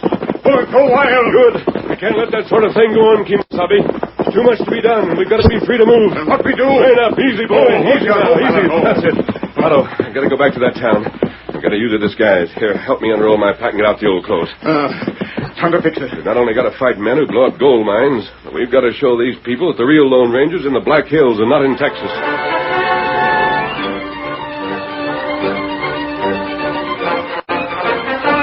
Vern Gardner was one of the few mine owners who would have welcomed a chance to sell out. He was tired, discouraged, and broke. Both Vern and his wife Sarah showed signs of hunger as they sat on the veranda of their house in creaking rocking chairs. I'm sorry for Potter. I reckon he'll be as hard up as we are now. After the explosion last night, I don't suppose he'll be able to give you the job he promised. He won't. I asked. Well, this is the end then, Vern. I don't know what's to come of us now. Look, there's another newcomer in here. The poor critter, I suppose he figures to make a strike and a fortune. He's looking here, likely hoping for food. Hello there. Hiya, Pilgrim. Mind if I let my horse use your water? No? Help yourself. It's about all we got to offer. Thanks. Who's the Drexel agent around here? Is that who you're looking for, the Drexel man? Yes. Name is Beasley. Has a room over Faro Jim's place. I understand he's ready to pay for the capture of this man. Oh, you saw those notices, huh? $10,000. What do you pay? Just 10,000. That's all. Nothing but a fortune. Maybe I can show him the man he's after. Well, go on and do it. I hope you choke on the first food you buy with that dirty cash. What's that? I'm a man without a cent. The gold mine is one of the best around here. But for lack of a few $100, I can't operate till I hit the pay dirt. Can't borrow the cash. And I'm watching my wife go hungry. But I'd see Sarah starve to death before I'd take the Drexel cash for shooting the Lone Ranger. Oh? Mind if I sit down for a minute? Go on and sit if you want it. thought the real Lone Ranger was in Texas. Well, he's not. We've heard of things around here. And you can take it from me, the real Lone Ranger is back of him. He is? You're doggone right he is. If he'd come here, he'd find plenty of things that need cleaning up. He's just the fight machine to do it. That's why the Drexel outfit have everyone around here ready to shoot him on sight. Well, for example... You mean what should be done? Yes. All right, take Potter. Before that Agent Beasley came here, good minds like Potter's to get blown to smithereens. Then they go around fighting one another. They helped each other. They weren't suspicious of everyone and his brother. Well, Beasley has changed all that. When he wants a mine, he finds a way to get it. When a man has a good mind like I've got, Beasley sees that he can't get cash to work it to the pay dirt. What will happen if you don't work your mine? Well, if there's no work on it for a certain time, I'll lose it. The ground can be staked all over again. Then Beasley gets it. I offered to sell out for $1,000. You know what Beasley did? He laughed at me. $1,000? Mine that's worth $1 million. And he wouldn't pay me enough to take Sarah and me back east. No, sir, he'll wait. Get it for nothing. Does Beasley know what the land is worth? Sure he knows. That's his business, that dirty... Vern Gardner, you're letting your tongue wag too much. Yes, maybe so. I'm sorry, stranger. Well, that's all right, Vern. It just riles me, that's all. Here I sit, hungry for lack of a couple of $100 that'll make my claim pay off. I know the man that could make things right around here. Then you talk of shooting this man. Well, I can't hold it again yet. Plenty other men in town will do the same. I'm going to call on Mr. Beasley and see if he really will pay as much as the reward notice says. I'm sorry we can't offer you grub. Well, thanks, Vern. Thanks just the same. Maybe I'll see you again. Steady, big fella. Come on, boy.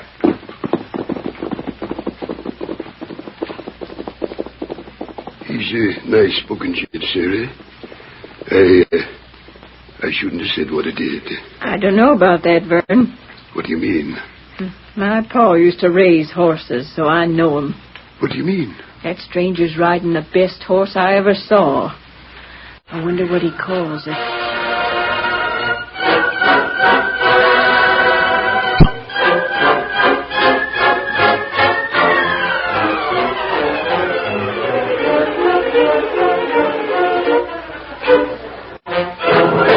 Before the Lone Ranger in disguise called on Beasley, he hurried out of town to meet Tonto. New plans were made based on things he had just learned. That evening, Tonto waited in the shadows behind the building while the Lone Ranger went inside Pharaoh Jim's cafe. He looked around for a minute and walked toward the back of the cafe where he spoke to a man who stood near the end of the bar. They call you Beasley, don't they? Yes. Why? Better come to the back room. What I have to say is private. And what is it? Well, all right. Go first.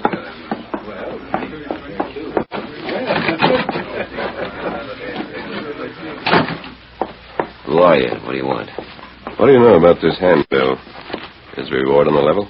That's what it says. Why? Well, this line about the Lone Ranger really being in Texas. What if that's not true? What if this man isn't a fake? I'm authorized to pay the reward. What do you know about him? I know where he's camping. You do? I wouldn't want to stop a silver bullet from one of those guns he uses. If you want to know the location, I'll sell the information. How much? $1,000. No reason why you can't get the reward for yourself. You scared? I think that Indian with him has been watching me. Tell me where the camp is. If the information leads to the capture, dead or alive, I'll pay the $1,000. $500 now.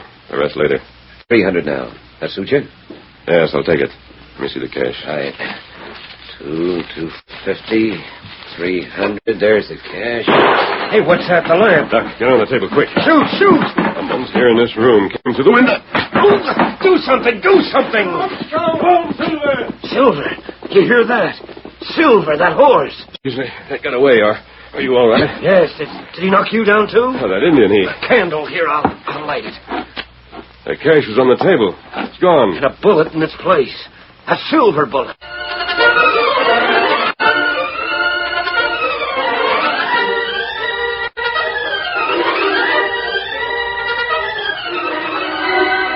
The curtain falls on the first act of our Lone Ranger story.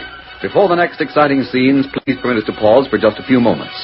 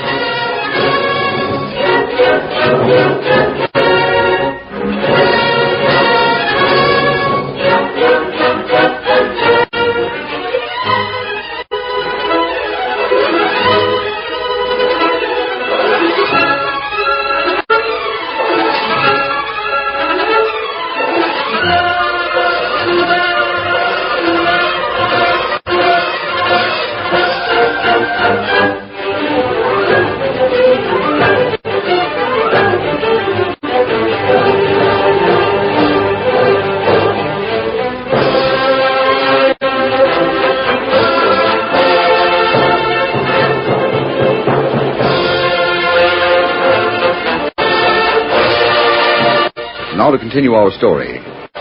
10 minutes had elapsed since the light in the rear room faro Jim's was shot out and Beasley's money taken from the table. Men who came to inquire about the noise and shooting were sent away.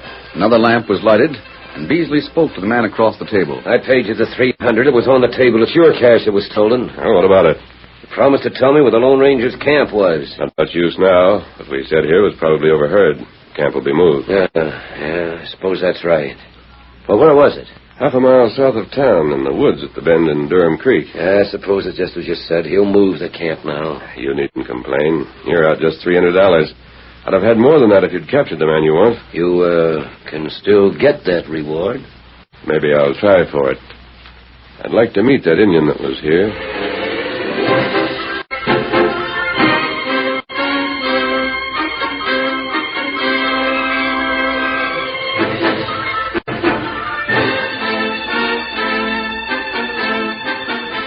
Several days later, Beasley heard that Vern Gardner had men working at his mine.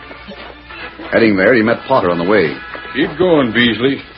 Go and see something that'll make you downright ailing. Is it true that Gardner's got men working in his tunnel? You're doggone right it's true. None of the men you've got scared half to death loaned him the cash either. How'd he get the money to go on with the job? It was left with him, $300. Left mysterious in the night with a silver bullet alongside it to show who it was from. The Lone Ranger. Hey, look yonder. There's poor old Vern's place. He's got the dirt a-flying now. He'll hit the pay dirt any day. And now he wouldn't sell you at any price. I don't know why you're laughing, Potter. Your own mine is caved in. I'll get it reopened. And there's another thing, Beasley. I know who's to blame for it being blown up. Oh, you do, huh? Yeah, so do you, you scheming crook. You hadn't better make any charges you can't prove, Potter. When I make charges, I'll prove them, and don't forget that. Hey, Vern! Hi there, Potter. Come and see how my tunnel's progressing. Going first rate. Mr. Beasley is real interested now. You couldn't buy half a foot of this land now, Beasley. Almost any day I'm going to hit the pay dirt. I haven't made any offer to buy your land. I'm just telling you to save you the trouble, that's all. Just wait till I hit pay dirt. You won't scare me from lending money to the men that need it. You weren't talking so loud a few days ago. $300 won't last long. It'll last long enough. You wait and see. Now get off my property. Come on, Potter. Look it over. Yeah, I'd like to see it, Vern. There's not a man around here that's more deserving of a little good luck than you are. I'll show you the tunnel and the samples that make me sure we're almost to pay dirt. Then we'll go to the house and I'll show you a silver bullet. Gotta do something about that mine. Gotta do something in a hurry. Can't take chances either.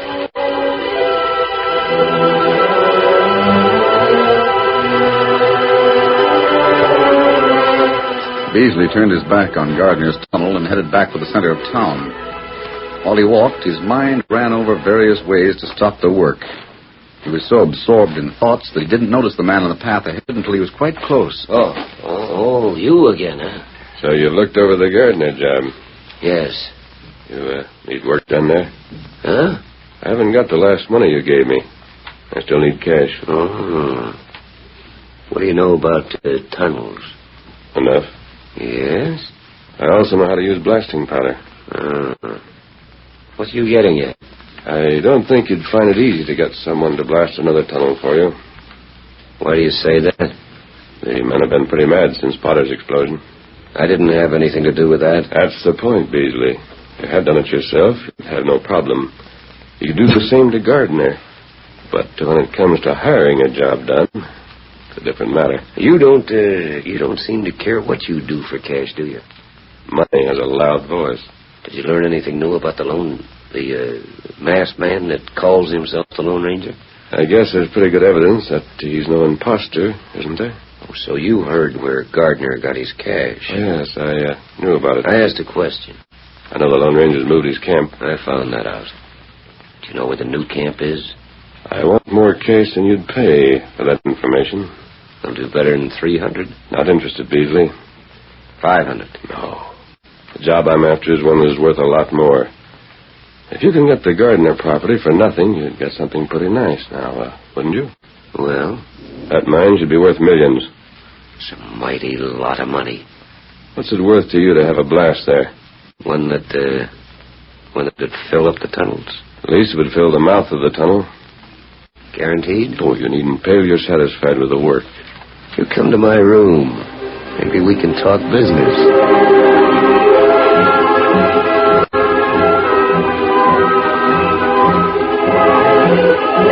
In the darkness of night, the Lone Ranger and Tonto worked with feverish haste, digging holes and packing them with blasting powder. Mistake in this, Tonto. We may do Vern Gardner more harm than good. That's right. Now tamp this powder down. I've got the fuses in. When you get cash from Beasley. Tonight, as soon as he's satisfied that the job is done the way he wants it. That's good.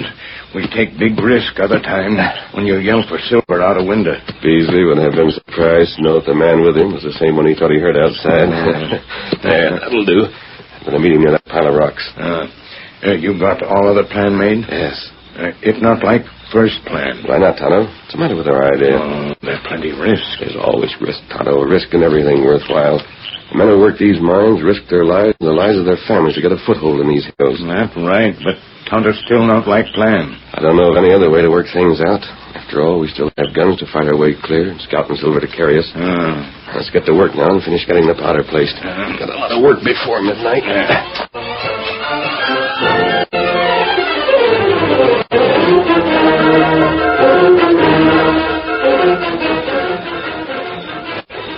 I don't know why we couldn't have ridden here. It's hard walking at night. Horses would make a lot of noise, Beasley. Yeah, who'd hear it? Nearest house is Vern Gardner's, and it's a long way from his tunnel. There might be men there than we think. It's best to go on foot.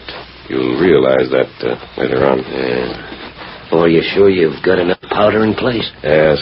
I'll take care of my end of the job. Just be sure about the money. Here we are. Here? Right. This pile of rocks will protect you when the blast goes off. Yeah, it's a good thing people around here know that I don't know how to use blasting powder. I'd be blamed for this. Oh, you'll be blamed anyway. But as long as there's no proof against you, what do you care? Well, I don't. You got the cash with you, haven't you, Beasley? Of course. Moon's coming up now. You can see the entrance to the tunnel. Well, go on. Get this over with. I don't want to see the entrance. I want it closed with tons of ore. You wait right here, then. I'll go and light the fuse.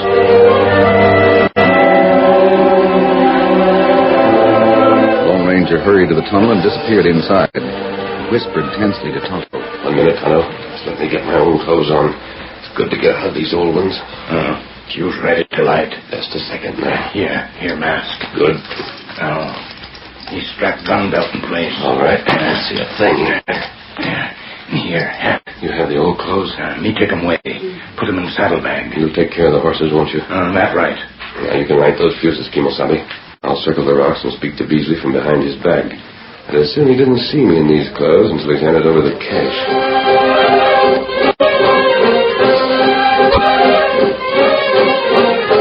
A match flamed against the fuse. There were sparks, then a fast sputtering as Tonto slipped quickly away. The Indian paused outside the tunnel, lighted a second fuse, and disappeared. A moment later, an ear-splitting blast rocked the earth.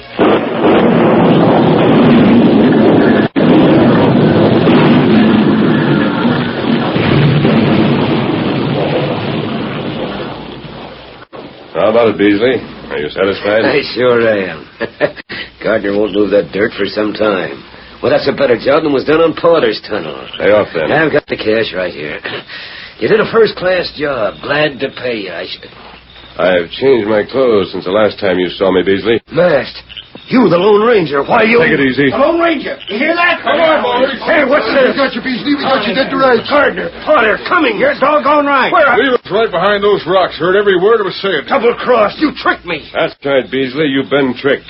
The $1,000 you paid will go a long way toward repairing the damage to Gardner's tunnel. We got proof in your own statements, Beasley, that you're responsible for the blowing up of my tunnel, too. But wait, and you and your firm will have to make that good. He's right, Beasley. These men have evidence enough to jail you for life if they want to use it. They might dismiss their charges if you make good your damage. No, wait, men. Wait, listen to me. It was this man, the Lone Ranger. That is, he calls himself the Lone Ranger. He blew up Gardner's tunnel. You hired him to do it. That's all we need to know. You said he wasn't really the Lone Ranger. Oh, you ornery coyote. No, wait, boys. Let me talk. Don't be too hard with me. I acted under orders. I'll do what I can to make good the damage. I'll pay. That's the truest thing you ever said, Beasley. You finally got the men riled up enough to stand against you and all your power. Your power smashed to smithereens, Beasley. And if you aren't convinced of that, we'll jail you, try you, and maybe hang you. There's one thing more. You... What about the reward? What? $10,000 for my capture. The Drexel Company is to pay that, isn't it? Oh, now, don't you... Here I am, Beasley, just as described on your handbills. Gardner, Potter, and their friends are turning me over to you, and they claim the reward. No, there's a limit to everything. That's right. I'm willing to open the mines. I'll repair the damage I'm charged with doing. I'll do that. And it's my cash that started Gardner back to work on his property. Oh, no, Beasley. That was my cash, remember? You gave it to me for information about the Lone Ranger's camp. Some of the money was paid me for firing a blast at Gardner's tunnel. You haven't spent any of your own cash or Drexel's. I'll reopen the tunnel. And you'll pay the reward. You'll pay. We'll take it out of your hide. $10,000 to wake up. You win. Bring up the horses, Tonto. He comes. Well, Beasley, I'm your prisoner because you're paying the reward for my capture. Now, what are you going to do with me? Do? With you? Yes. Are you going to order me jail? Well, It's a little different than you figured, isn't it? You didn't count on having me alive. Horse ready, Kimasabi. Wait, Tonto. Beasley's deciding what he's going to do with a prisoner that's cost him $10,000. Hurry up, Beasley. Make up your mind so we can go to your office and get our cash. I'll pay the reward, but men, put down your guns. I'll drop any charges against this masked man. Please, mister, go away. Go away before you think of something else. Steady, Silver. Ready, Tonto? You ready? I hear any more bad reports about you, Beasley. I'll be back. And you won't need handbills to bring me. Come on, Tonto. Get him up, Scout.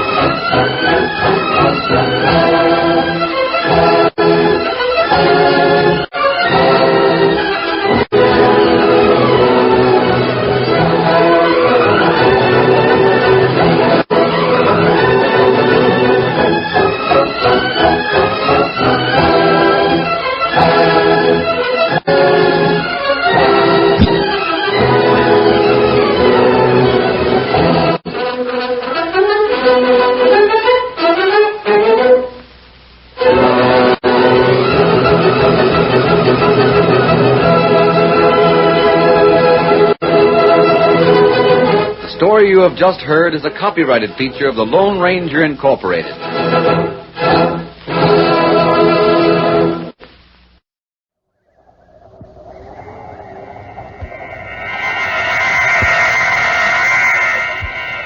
Dark fantasy.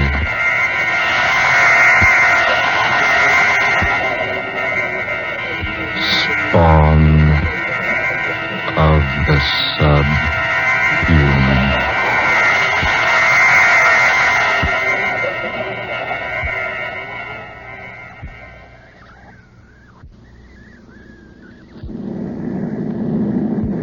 Beautiful takeoff. Yes, good pilot. But why did you charter such a large plane for just the two of us, Michael? Isn't this being just a bit too pretentious? Nothing but the best from now on, Angela. Besides, this was the only plane available. You can unloosen your safety belt now. I might as well confess that the real reason I was late was because I took so much time reading the notices in the paper this morning. Weren't they superb? Excellent. The audience was quite nice to me last night. Extremely appreciative, but I didn't expect such fine reports from the press. Didn't I tell you before the concert that you'd be a hit? Today, my dear, you're recognized as the outstanding soprano of the nation. You've had a lot of faith in me, haven't you, Michael? Well, offhand, I'd say I have, yes. You spent a lot of money to make me a success. Don't worry. I'll collect every cent of it back if we get as good houses as we had last night. Michael. Yes, darling? Do you feel, well, Rather strange. Strange? No, dear. Why? I feel like something is going to happen. What makes you say that? I don't know. A feeling of impending danger just seemed to come over me all of a sudden. Danger? What possible danger could we be in? I don't know. But I've had this feeling before. It's like someone had spread a shroud down over this airplane. Oh, now that's a peculiar way to talk, Adela. It's the same sort of feeling I had that day Stephen disappeared. Stephen Wilder? Yes. Adela. I was riding in my car that day. I'd been to a matinee with several of my friends. We'd had a glorious time. I was quite happy. So I drove out into the country with the top down on my car. The wind was blowing against the car, just as it's blowing against the plane now. And the sun was glistening on the bright metal of the car, just as it's glistening on the wing out there. Darling, please don't think of that now. Oh, it was a lovely day. Just like today. My heart was very light. I was happy. Thrillingly happy. Stephen and I were to be married within a week. Adela, please. And then, for no reason at all, I had that strange feeling. It just came out of nowhere and settled down around me like a huge cloth might cover the body of someone who had just died. Don't talk that way, darling. It was the strangest feeling I'd ever experienced. Weird.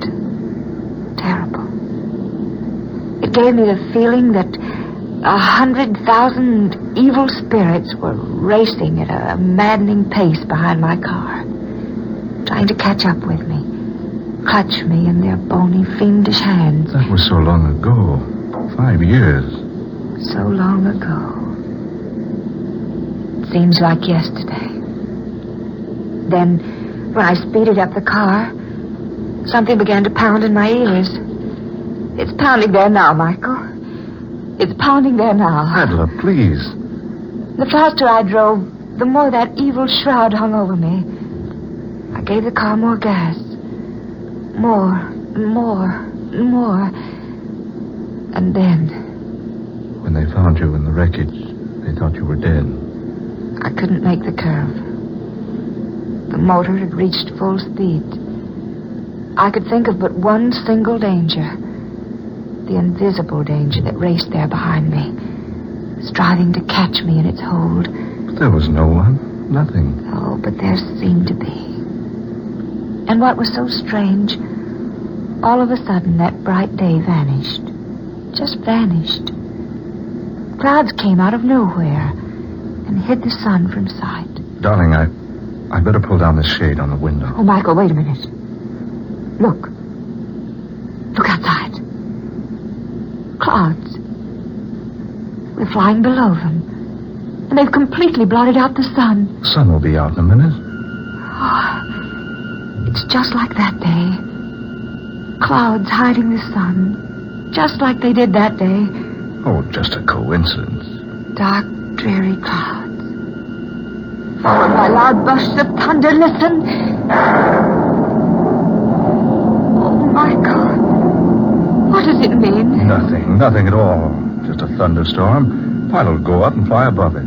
Why didn't he go up above the storm when he saw it? Oh, I don't know. Because he didn't see it, that's why. Certainly he did. No, it came up. Just like that day 5 years ago.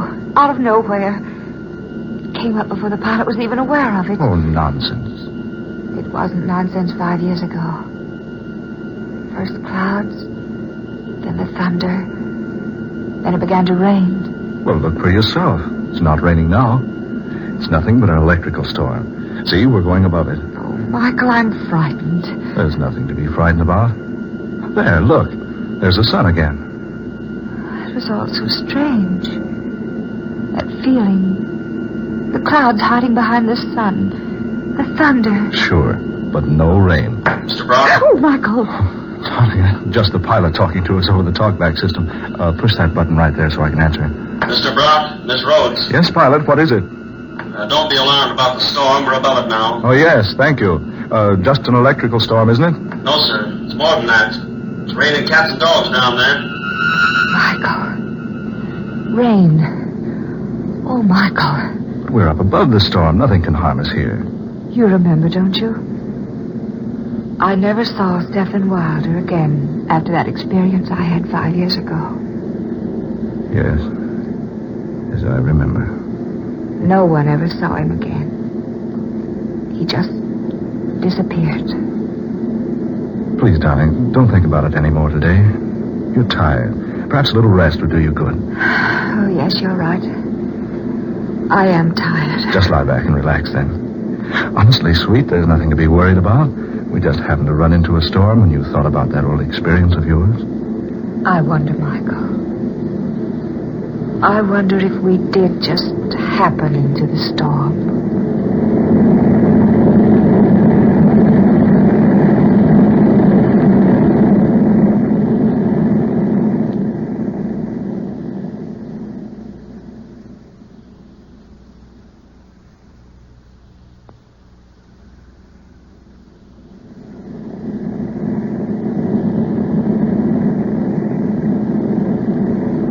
Michael, where are you, darling? Over here, dear. Did you have a good sleep? Oh, I did sleep after all. Why are the lights out? Oh, I turned them out so you'd sleep as long as you could. Now I'll switch them back on. There. What time is it? 9:30. 9:30.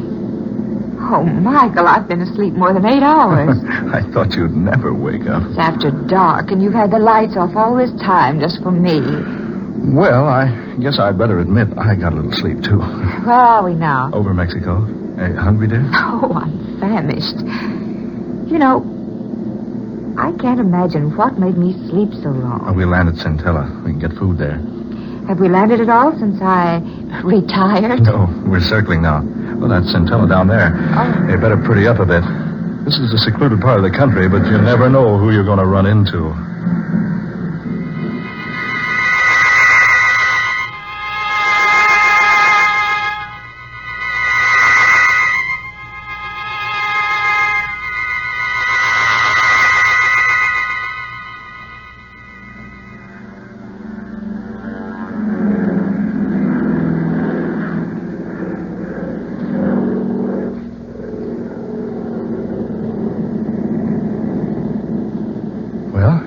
Centella.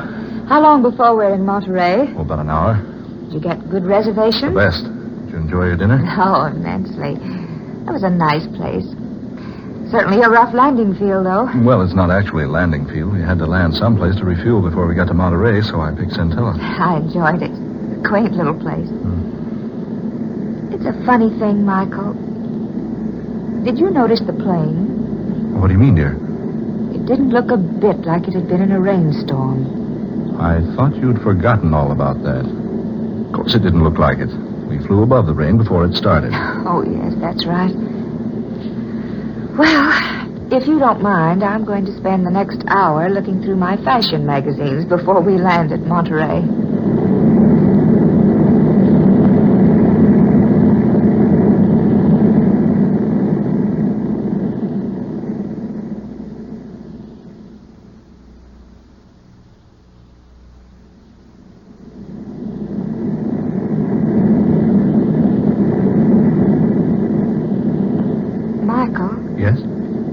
Should we be over water? Water? Well, no, of course not. Well, we are. There's water all around us. Well, let's see. By heaven, Adela, you're right. The pilot's off his course. Well, surely you must realize it. Oh, you better go up and find out. Yes, I will. I'll be right back. Hurry, Michael, for heaven's sake. Right. The door to the pilot's cabin's locked. I say, pilot. Pilot. What's wrong, Michael? Oh, the door to this cabin is locked. Curtain over the windows pulled down inside. Pilot, open up. Look, he's raising the curtain. Michael. Good Lord. A thick, hairy arm. Michael. That's not our pilot at the controls. It's a monkey. A gorilla. Oh, Michael. Are we dreaming? No. No, it's true. A live gorilla piloting our plane. But that's impossible. No, confounded door's locked. Open this door. Open up. Oh, Michael, be careful. Look at him. peering back at us with little beady eyes and an expression on his face that almost human. This is fantastic. How in the world did we ever come to be in the air with a creature like that? We had our regular pilot when we landed at Centella. I saw him climb down out of the cabin. So did I. But I never did see him again before we took off. Naturally, his back was to me when I gave him the go-ahead signal. Oh, Michael. Michael, now what? Oh, we're over land. He's bringing the plane down. Oh, Michael.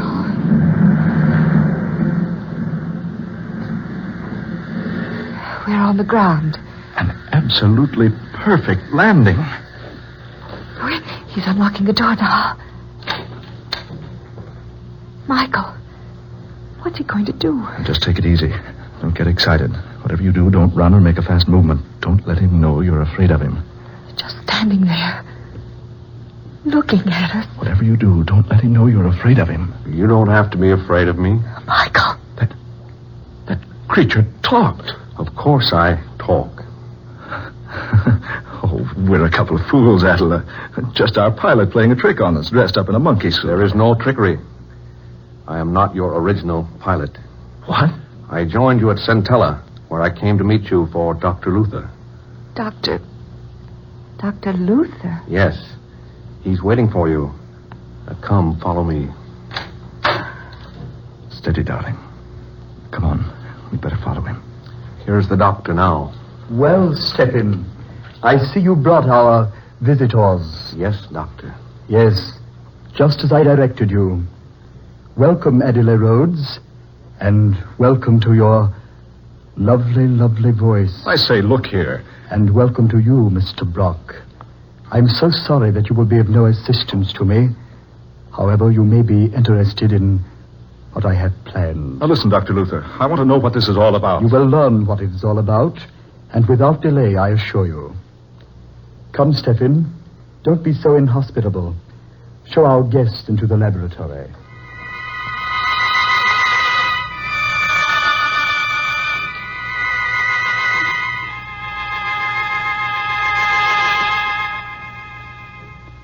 Sit down over there, my dear. Over here, Mr. Brock. Michael. Dr. Luther, I demand an explanation. Where are we? Why have you brought us here? You're too full of questions, Mr. Brock. I've already told you I'm about to show you why I brought you here. Here, high in these mountains, secretly, I've been working for 5 years, experimenting, testing, trying to accomplish what everyone would have said was utterly impossible had I told them about it. But I didn't tell anyone. Instead, I came here and built this laboratory. You see, it's fully equipped and modern in every detail. Now, look here, Dr. Luther. During those 5 years, I trained Stephen here. I believe you will agree my training has been very successful. You now see an almost full-grown gorilla, behaving like a human, acting like a human, even talking like a human. I've been very kind to you, haven't I, Stephen? Yes, Dr. Luther. Of course you have been kind. Yes, just so. Scientists back there in your world, my dear Miss Rhodes, will tell you it's impossible to completely train a gorilla. That is the second point in which I've proved them wrong. Stephen, sing for us. Yes, Doctor. Si può,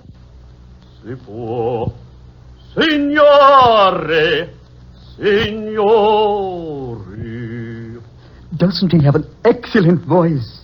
Michael, did you hear that? Impossible. Sing again, Stephen. Oh,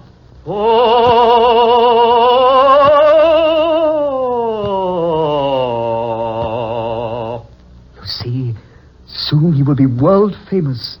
I shall travel with him, take him to the 4 corners of the earth, and show people how well my gorilla sings. Oh, Michael, I can't believe it. That's Stephen Wilder's voice. It can't be. Ah, but it is. Yes. Now I remember. Now I know who you are, Dr. Luther. Stephen Wilder had an appointment with you that day he disappeared 5 years ago. I'd forgotten all about it, but I just now remembered. So that's what happened to Stephen Wilder. You kidnapped him and brought him here and... You... Precisely.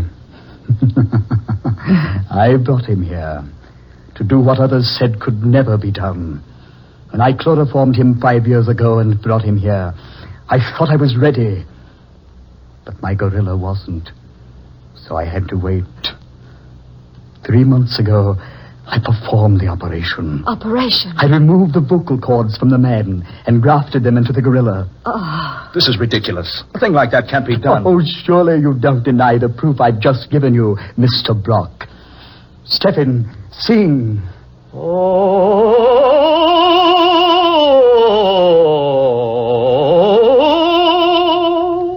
You recognized that voice, Miss Rhodes, the moment you heard it, because you'd sung operas with Mr. Wilder so much. That was the way he sang, to exercise his voice. Don't you both realize what I have here? The secret of an untold wealth. Why, besides knowing how to train this ferocious and morose type of animal, besides knowing how to transfer human vocal cords successfully, I have something I can exhibit to the world to prove my knowledge. Think of the fortune I can amass, because people will pay immense sums to see and hear my singing gorilla. Stop it. Stop it, I say. Why have you brought me here? Surely you could have spared me this.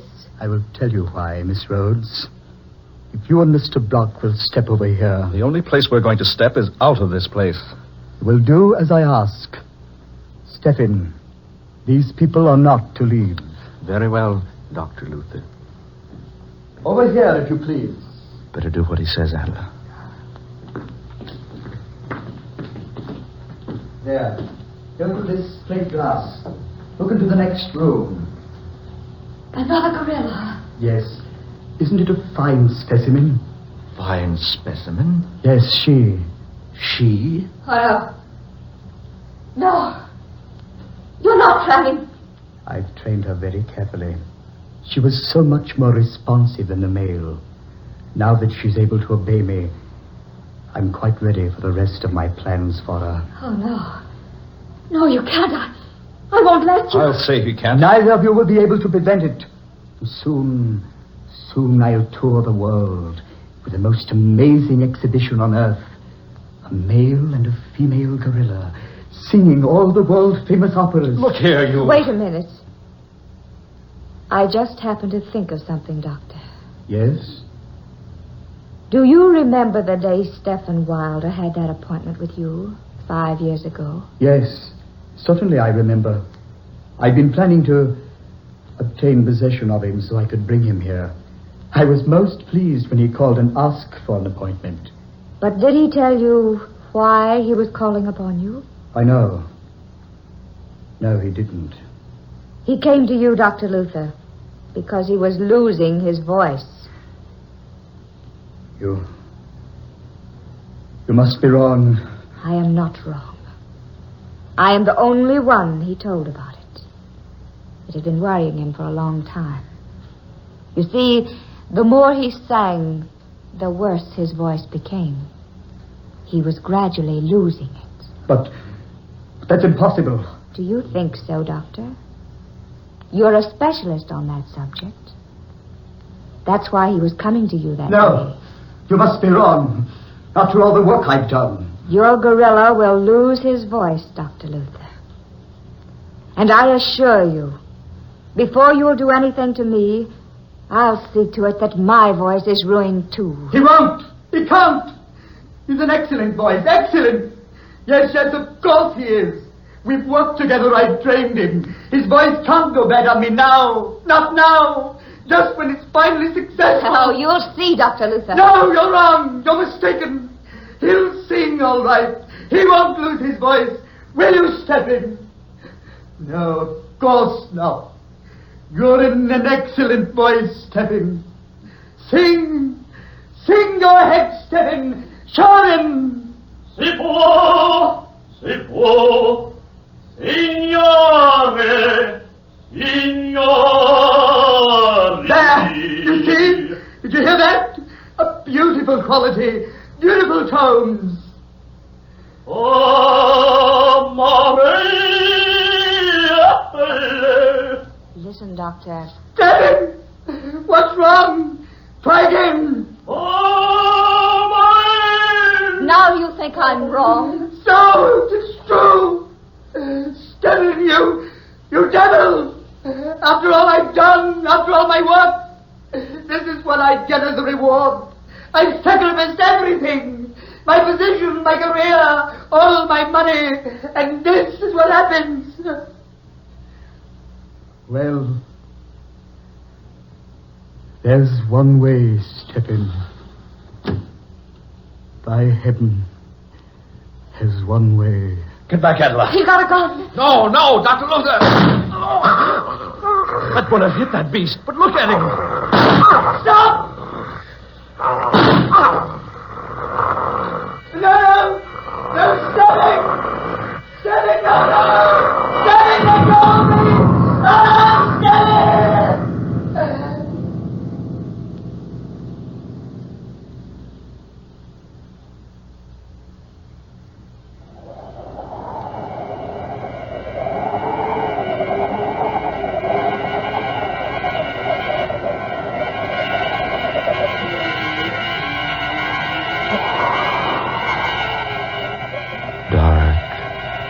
Fantasy.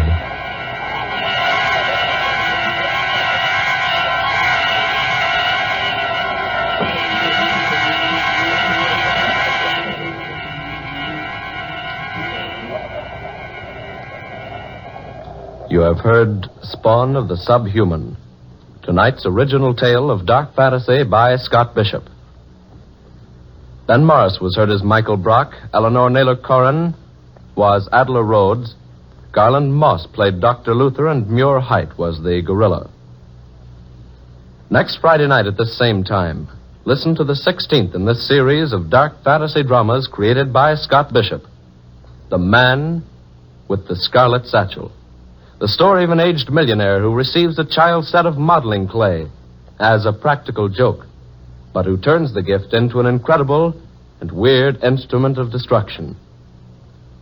Don't miss this unusual story next Friday night, The Man with the Scarlet Satchel. Tom Paxton speaking. Dark Fantasy comes to you from WKY, Oklahoma City. This is the National Broadcasting Company.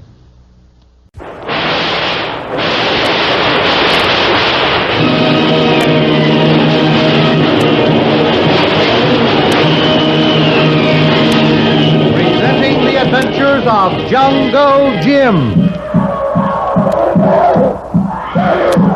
The Adventures of Jungle Jim, broadcast weekly over this station, are dramatized from the full-color action pictures to be found in the Comic Weekly, the world's greatest comic supplement that comes to you each week with your Hearst Sunday newspaper.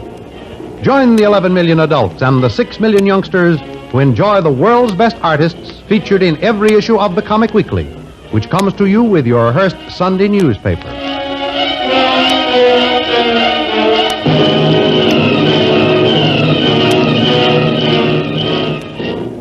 The SS Albatross, en route to the Far East by way of the Panama Canal, was sunk by an Axis submarine in the Caribbean Sea, and the lone survivor, lashed to a floating spar, more dead than alive, proved to be Jungle Jim Bradley. He was picked up by a U.S. destroyer on patrol duty. The ship's doctor did what he could for the waterlogged Jim, but even he marveled at the swift recovery of the man who had not only survived the disastrous sinking of a passenger ship, but 3 days of bobbing around on the open ocean without food or drink, under the merciless beating of a tropical sun. Safely aboard the destroyer bound for a U.S. port, Jim is almost himself once again. Torpedo, 2 points off port bow. Torpedo, 2 points off the port bow. At port your helm. Port it is, sir. Torpedo attack. Battle stations, stand by for depth charges. What's the course of the torpedo? Crossing to starboard, sir. Ease the helm. Ease it is, sir.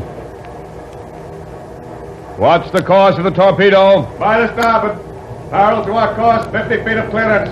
Well, that one's out of the way. That's about what happened to the Albatross, only it occurred at night. Shouldn't we have picked up the sound of that sub's motor? We would have if it was running, but it wasn't. That's one of their new tricks, to stay in a fairly well-traveled sea lane with their engines cut off. And pick off whoever comes along. Well, I think we're the last one that particular sub will ever sight through a periscope. Yes, if you keep a diary, you can write the story in there before tonight. Break out the depth charges. Break out the depth charges. Resume your original course, plus 2 points to port. Course 2 points it is, sir. Well, that should bring us right into a line with the sub, sir. Yeah. Come in. What's up, Captain? Well, who let you out of bed, Jim Bradley? No one. In fact, everybody ran. What's all the excitement? Just a torpedo from a sub. And I'll bet a hat we're dead on a course right now. Well, you might as well stay up here. We should have some action in a few minutes. Oh, thank you, Captain. This is one rattlesnake that won't have an opportunity to coil and strike again. Well, I hope it's the same one that got the albatross. Certainly a different feeling to be on a ship that's able to fight back. Well, not only fight back. With one of these, we can go looking for subs, find them, and treat them as a terrier does a rat. Depth charge, 60 feet. Depth charge, 60 feet. Release. Release. See, when we lay a regular pattern of those all over an area, it's a powerful invitation to the sub to come to the surface or stay down for a long time. I say it's still too good for him. Depth charge, 80 feet. Depth charge, 80 feet. Release. Release. Gosh, it shoots a gouge of water almost 100 feet in the air. Yes, sir. These are loaded all the way up. We're after big game. Depth charge, 100 feet. Depth charge, 100 feet. Release. Release. Boy, that one seemed too close for comfort. Oh, look, Jim, it's black. See, it's oily. That was as close to a direct hit as you'll ever see. That one singed its whiskers. Helmsman, take us back over that spot. When you're over it, order pattern D and depth bombs and set all at 60 and 80 feet. Aye, sir. Set all at 80 Well, Jim, 60 feet. and you too, Pattern Lieutenant. D and depth bombs. Come along while I file another notch in honor of the occasion. Well, I hope, sir, it was the sub that got the albatross. So do I, Jim. But it's one less we have to bother with in any case. Though I hope for your sake it's the right one. By the way, how are you standing up through all this excitement? Well, he seems completely recovered, sir, and as fit as a fiddle. I'm afraid the lieutenant has just about covered everything, sir. I feel and look fine. Just raring to go. Uh-huh.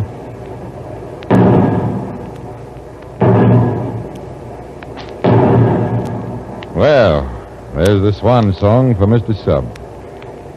You know, sometimes when hard-pressed for a chance to escape, they sometimes release a few barrels of oil or small bits of wreckage. But judging from the quantity of stuff that's coming up now, they're not fooling this time.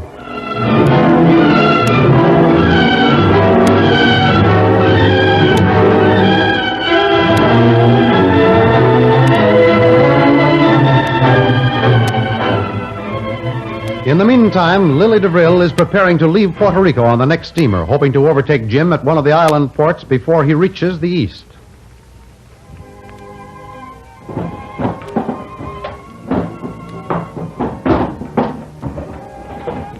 Well, that should do it. Now, let me see. That boat is scheduled for 12 noon. Now it's only 11, and I'm all finished, or am I now? 1, 2, 3. Yeah. That's all I'm going to take anyway. Hello? Let me have the porter's desk. Will you send someone up for my luggage? I want to put aboard the 12 o'clock boat. Yeah, that's right. And will you call me a taxi? Thanks. Well, adios, Puerto Rico. It's been swell. Now that I'm leaving, I better turn off that radio. We have just received a report that the SS Albatross has been torpedoed 60 miles east of the Panama Canal. What? There is no information available about survivors. No. No, it can't be. Well, there must be a mistake. Hello? Hello? Hello? Get me the naval station. Get me the naval station and hurry, please.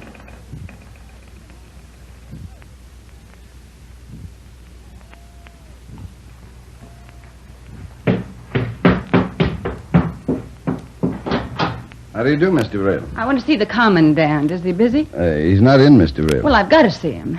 Where is he? He's on an inspection tour of some new installations over across the bay. He should be back soon.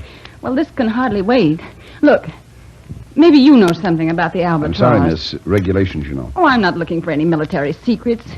A flash just came over the radio that it was sunk. Even if I knew, I couldn't discuss it, ma'am. Oh, Oh, Commander. Oh, Mr. Real. Tell me the news. Is he safe? Who saved? The Albatross. It was torpedoed. Jim was aboard. Come in the office. You've got news. You're holding back on me.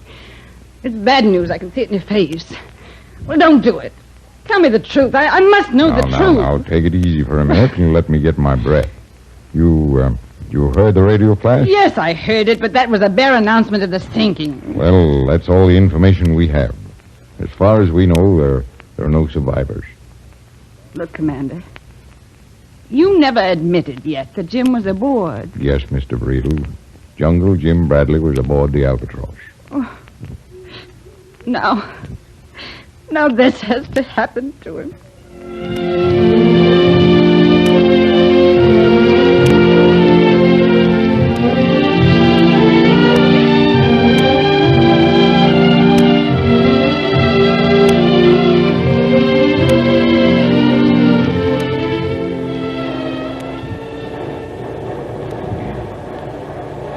Well, how's the patient today, Doctor? Pretty risky, Captain. Good. You know, when they change from patient to impatient, then it's a safe rule to discharge them. So, Mr. Bradley, you may leave the sick bay whenever you're ready. Thanks, Doctor. Do I have to sign a release that you're no longer responsible for anything that may happen to me? No, but I'm liable to be responsible. Lad, if we had more physical specimens like you, fellows like me would be in some other profession instead of medicine. You're just too healthy. Well, I attribute my recovery to your skill, sir. Well, now, if you're in such fine shape, maybe you'd like to stand a trick on the bridge. Maybe we can make a sailor out of you, Jim. You know, it's not a bad life. Well, I don't suppose it ever lacks for excitement of one kind or another, but I'm primarily a landlubber. Well, what do you say? Come on up to the bridge and see how the other half lives. Goodbye, Doctor. Goodbye, Captain. Thanks, Doctor, for everything. See you later. Not at all, Jim. I hear from Lieutenant Foley that most of your work has been in the Far East. Burma, Malay, and around the East Indies. Yes, Captain, I've spent plenty of time there. It's a great country. I like it. Well, I've seen it, but I guess it'll take some time to like it. That is, in my case. Good morning, gentlemen. Oh, good morning, Lieutenant. Good morning, Lieutenant. Well, no news, sir. 3 flights of patrol bombers constitute the only log entry for the entire watch. Course unchanged. Very good. I'll take over, Lieutenant. No signs of any more subs? Not a ripple. My guess is that the one we got was a stray. No reports from the patrol planes? Just routine position, sir. Not one contact. Good. Well, I hope that there's one around. We spot it. Don't know when I've had as much excitement as when that lookout yelled, "Torpedo off the port bow."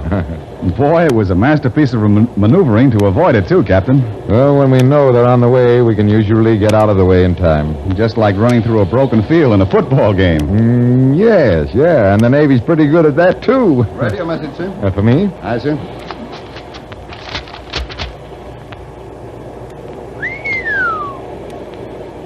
That's all. No answer. Aye, sir. You were looking for excitement, Jim Bradley. Well, from the contents of this message, I think you've caught up with a whole shipload of it. Who's it from, Captain? Colonel Barrett.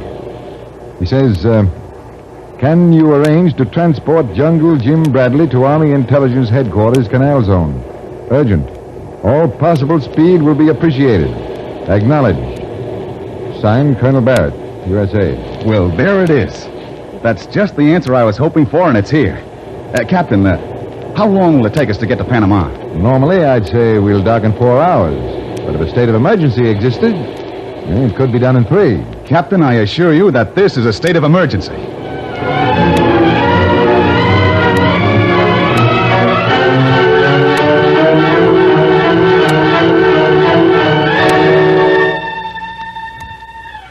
Back in Puerto Rico, there's been no news of any survivors from the Albatross. Kolu, it's happened. They got him. Kolu no Missy. Well, you take it coolly enough. Do you realize our Jim is dead? Oh, no, Missy Lil. Oh, yes, Kolu. Those dirty rats in one of the subs from Thorson's Island must have gotten away and sunk the Albatross. Kolu. Yes, what, Missy? Are we going to let him get away with it? I want you to join me. We'll go back to the east. It's what Jim would want us to do. We've got to avenge him somehow. Will you come? No, Missy Lil. Kolu now have job. Good job. See. You read telegram. Kolu. Kolu! Oh, why didn't you tell me?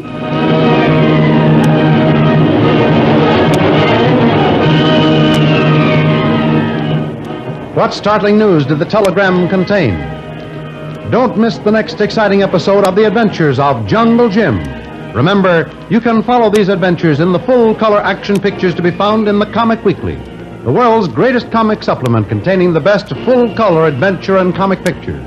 Remember, no other comic supplement can give you the top names of cartoon land like the all-star favorites to be found in the Comic Weekly. The whole family follows the fun and frolics of Jiggs and Maggie, the Little King, the immortal Donald Duck, as well as the exciting adventures of Jungle Jim and Flash Gordon. Join the 11 million adults and the 6 million youngsters who every week find the greatest of home entertainment in the Comic Weekly, which comes to you with your Hearst Sunday newspaper.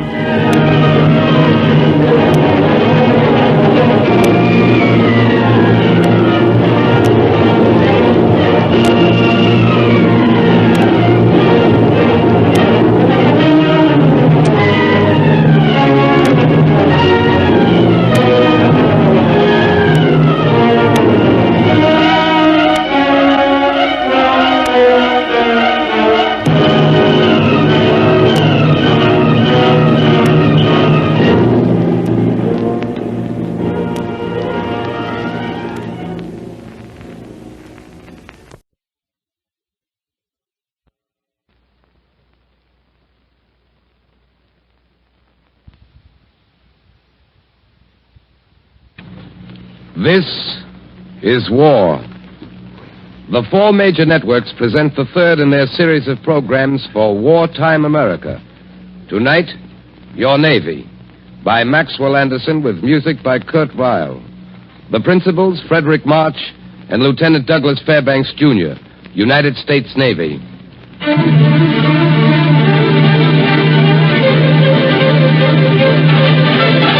You boys out there! You boys on blue water!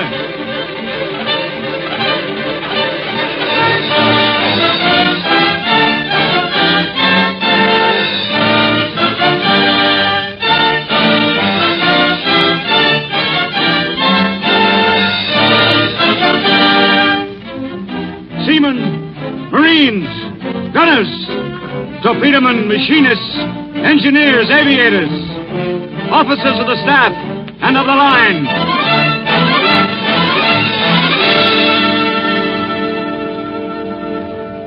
Enemy sub off the port bow, sir. Submerging. Hard left. Come to course 155. Hard left, sir. Coming to course 155. Ahead, full all engines. Both engines answer ahead full, sir. Are depth charges and Y guns ready? Depth charges and Y guns ready, sir. Depth setting 100 feet. Depth setting 100 feet, sir. Stand by. All ready. Standing by, sir. We're 100 yards off, sir. Drop pattern. 4 X-ray.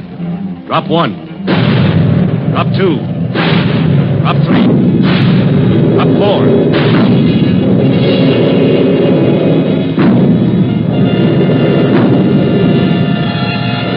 Watch for debris and oil. Aye, sir. A lot of oil astern, sir. Spreading. Very well. Come to your course. 180. New course 180, sir.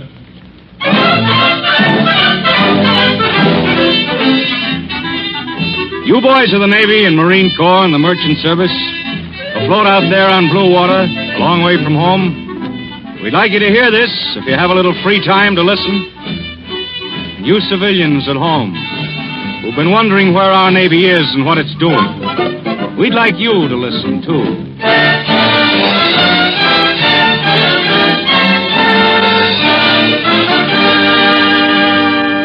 We at home are beginning to realize now that the struggle for freedom is linked up closely to the freedom of the seas. It used to be that when a conqueror set out to make slaves of his neighbors, he was content with one continent. And then the men who couldn't stand slavery would escape him and start off across the ocean to set up a center of freedom beyond his reach. So long as the seas were free and there was free land somewhere, they could do that. But this is a new kind of war. The conquerors are trying to take in all the continents and all the seas. They're trying, as it's never been tried before, to conquer the whole earth and all its waterways. If they succeed, then for the first time, it won't be possible to run away. All men will be slaves, and there'll be no centers of freedom. Nowhere to run, no ocean to escape across. One big slavery from pole to pole, from dateline around to dateline. A slavery protected by a monopoly in arms and airplanes. No hope of secession or rebellion. But there are still centers of freedom. Some of the seas are still free. They're risky to travel and getting more so, but it can be done. That's it. That's how it sounds. The big guns of the fleet speaking in the name of freedom-loving nations. As of tonight, they hold the straits and sea lanes, making impossible the conquest of the earth by Hitler and his Japanese associates. And that's why we look towards our Navy nowadays. And we hope for so much from it. And we listen for news of it in a hush of hell breath and thumping hearts. If the men of the fleet weren't always out there in their battle wagons, cutting through tropic seas and Arctic ice, fighting storm and enemy and hidden danger, moving with the tides of freedom to the outposts of man's hope, we'd have this war on our front steps tomorrow. But they sweep from the African Cape to the gateway of the Indian Ocean, through the Antipodes, the Persian Gulf, the North Atlantic, the White Sea, fighting men, wearing American uniforms, standing on American decks, beside American guns, fighting the desperate battle which we must win.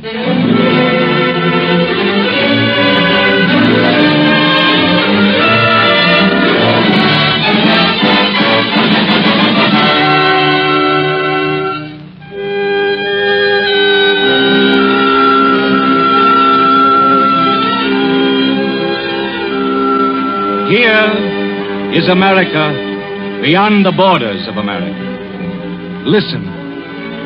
The Maryland, the Pennsylvania, the Texas, the California, the Colorado, the Mississippi, the North Carolina, the Washington, the West Virginia, the Nevada, the Helena, the Atlanta, the Nashville, the Vincennes, the Wichita, the Savannah, the John Paul Jones, the Farragut, the Dewey, the Sims.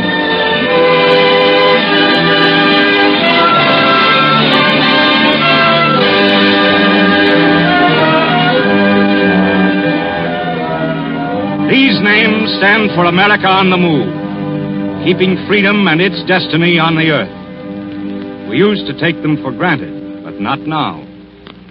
Now we listen eagerly to what we can learn firsthand of the Navy and how it works.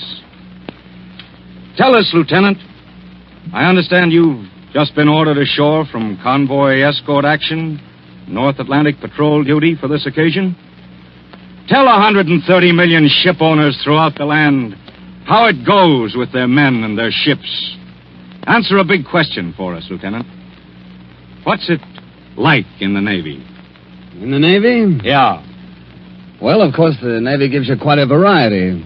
Fair weather and foul and eyes peering through the mist and sextants and calculations and the 101 sounds that mean freedom of the seas.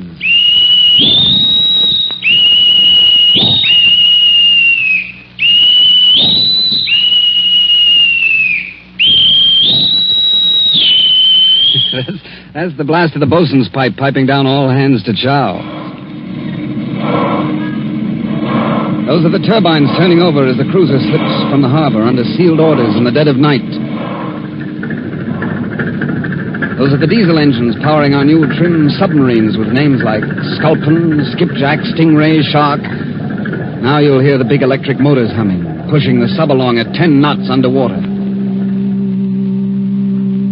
Then there are the torpedoes leaving their tubes and heading home against the enemy. Now the sound detectors deep down beneath the waterline, picking up squeals and howls and all suspicious hums.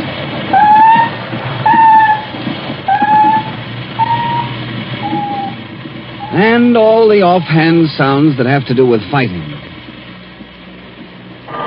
This is the repair job in dry dock with the chipping hammers going and the cranes and derricks and the riveting machines. Then, when you're at sea, the wind in the rigging. A fairly moderate wind on a fairly moderate sea. And, of course, the Navy doesn't run itself. Behind the ships and guns and the planning and detail, the office of the Secretary of the Navy. The shore establishments, the wireless towers, the check on movements, the shipyards, the longshoremen, the planning and the details. The Navy takes a lot of planning. It takes a lot of work. It takes planning and work on shore. It takes planning and work and hard fighting at sea. At this moment, there are ships loading at night by docks, and every port busy with men and machines. Some of these sounds come from piers along the Jersey side of the Hudson, where the ice has come down from upstate. Some from the warm Gulf waters of Tampa, Florida, or the landlocked harbor of San Francisco. Some from a wind-swept lake boat loading in Duluth. Oh, from any of 100 American waterways. Lake, Gulf, river, harbor, island. Corn from Nebraska headed for Liverpool. Machine guns from Birmingham headed for Chongqing. Tanks from Detroit headed for Africa. Wings from Baltimore going to Batavia. Woolens and canned milk and gasoline and anti-aircraft. And the latest magazines going to Iceland. Steel and coffee and mail and fragmentation bombs going to Melbourne via Bermuda and Cape Town and other points unspecified. It looks romantic and it looks grim, and I suppose it's a little of both. The ships slipping away in the dark from this port and that harbor, and sailing around the point and across the bay and out to sea, and meeting in a secret rendezvous, waiting there until all the ships have gathered with their crews from a dozen different lands across a dozen seas. And finally the skippers meeting in the Commodore's office just before they put out for the long, hard voyage, getting last-minute instructions. And naturally, I don't have to stress the importance of the cargoes you're carrying. They're needed, and they're badly needed. And they're the stuff that's going to help win this war. And it's up to us to see that they get where they're going. Now, any further questions? Don't have no questions, sir. No questions for me, Senor Commodore. You, Captain Mackenzie. Aye, sir. I believe you have the slower ship. Oh, she's not a bad one, sir. The speed of the entire convoy will be regulated by what you can make.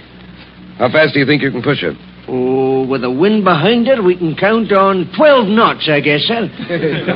But with a headwind, I'm afraid maybe no more than 10 or 9. No more than 6. Of course, if my chief engineer wouldn't argue with me all the time, maybe we could push her faster. Well, Captain, you realize that we'll get there just as soon as your ship does, and no sooner. Oh, I'll do the best I can, sir. I know you will. Now, gentlemen, Captain Lovejoy here, who is commanding the convoy escort, will say a few words. Well, I just want to say that we'll give you the best possible protection at all times. And for your part, you can cooperate by keeping your formation and following out all instructions to the letter. Just remember to keep on the alert, because that's going to make it easier for all of us. We've got the guns and the men, and you've got the payload. So just do your part, and we'll do ours. Are there any questions you want to ask, Captain Lovejoy? Yes.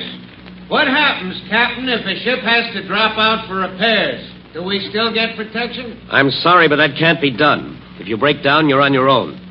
The safety of the majority is the hard and fast rule of the convoy.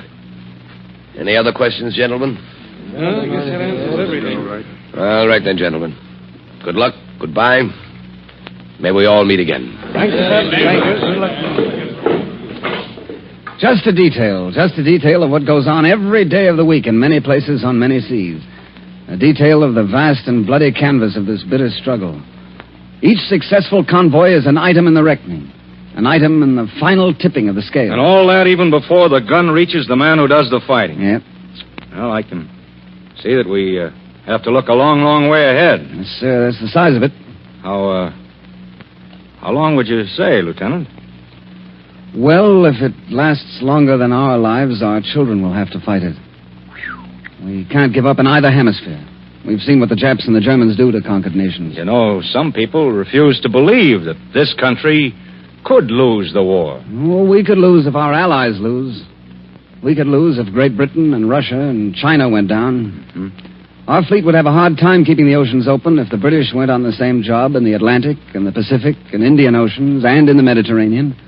And if the Russians weren't in command of certain sea approaches, why, if our allies fell, we'd be the last center of freedom in the world. Well, how about those seamen out there in the ships? Are they aware of these things as they go about their work? I mean, do they know that they're one of the last bulwarks between civilization and darkness? Or are they casual about the matter? Oh, you can't be casual out there, I assure you of that. I suppose not.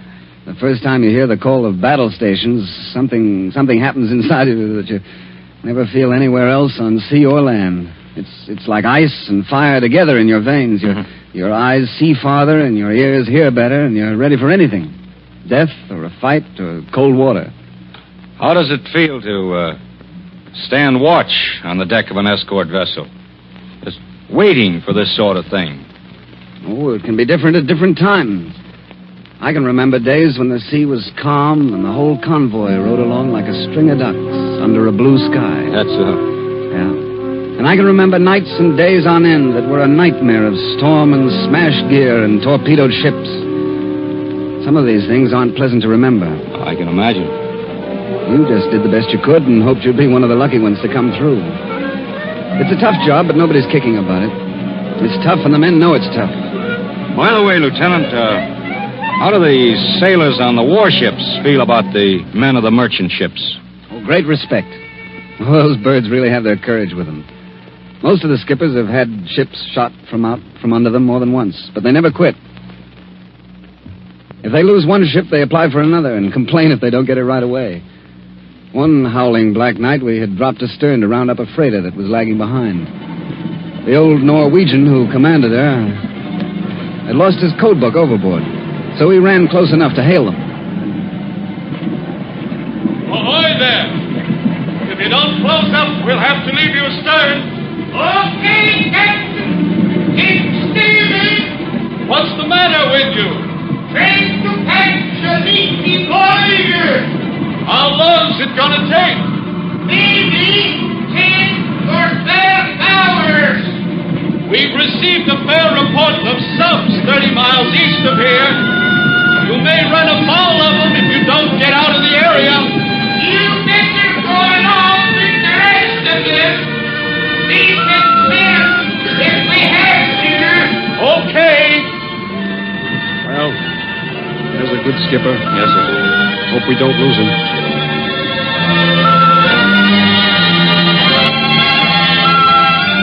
You went on and left him? We had to. What happened to him? I don't know. I never heard. But mind you, these are not exactly usual happenings. I've known many nights when we were running along on a sea so smooth you could almost hear the porpoises breathing as they rose alongside. Well, there'd be no lights, of course, and the officers would stand using their high-powered night glasses in the effort to see all the ships in the convoy and be sure they were in position. Then they'd be talking quietly about something far off from the war.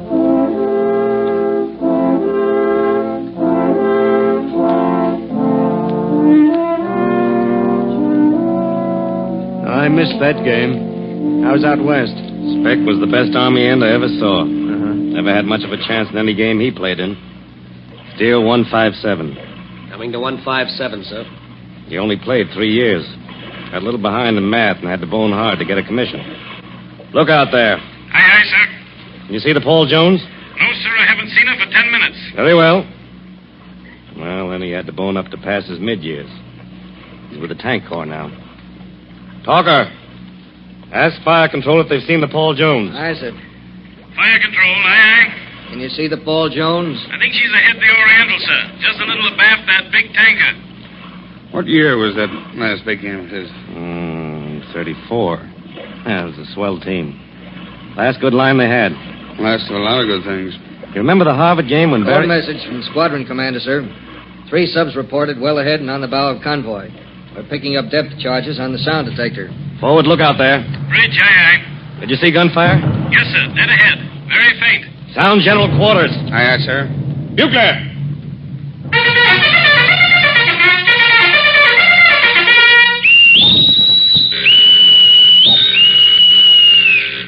All hands at general quarters. Take battle station.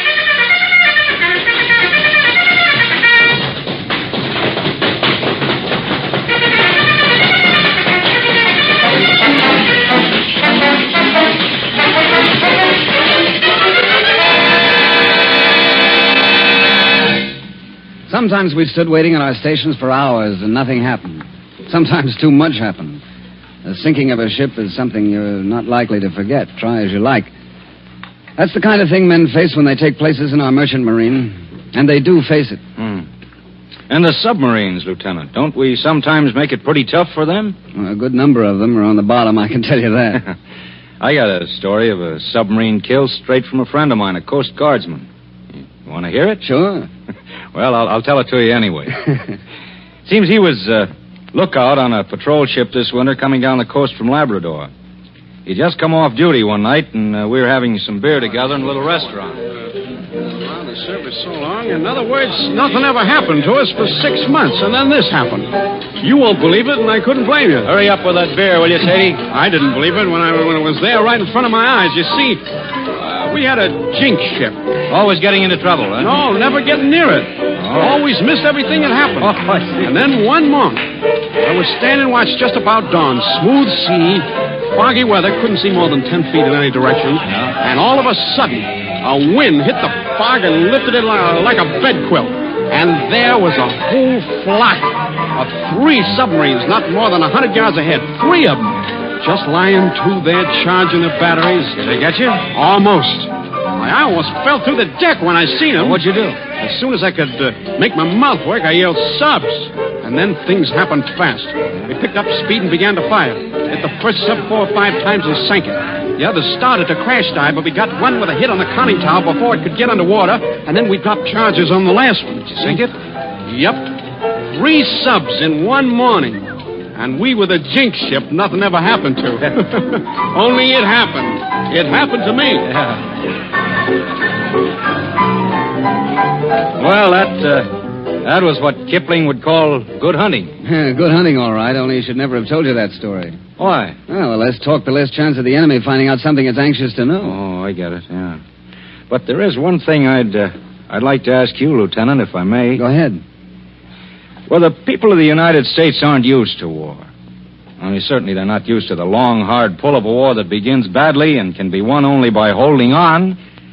And when they hear of Axis victories in the East, they hear of the back-and-forth struggle in Libya, hear of more sinkings in the Atlantic, and of German ships escaping to raid our shipping, some of them begin to wonder why we can't make a stand somewhere, why we can't concentrate forces and smash through on one ocean at least.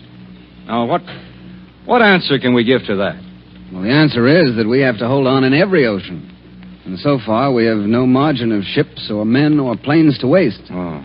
Our Navy and the British Navy are spread out thin these days over the high seas, attacking, defending, raiding, escorting, holding on stubbornly and desperately till the day comes when they can deal decisive blows. I see. From now on, our planes even now, right this minute, our planes working from aircraft carriers are hitting the Japs hard in the South Pacific. Mm-hmm.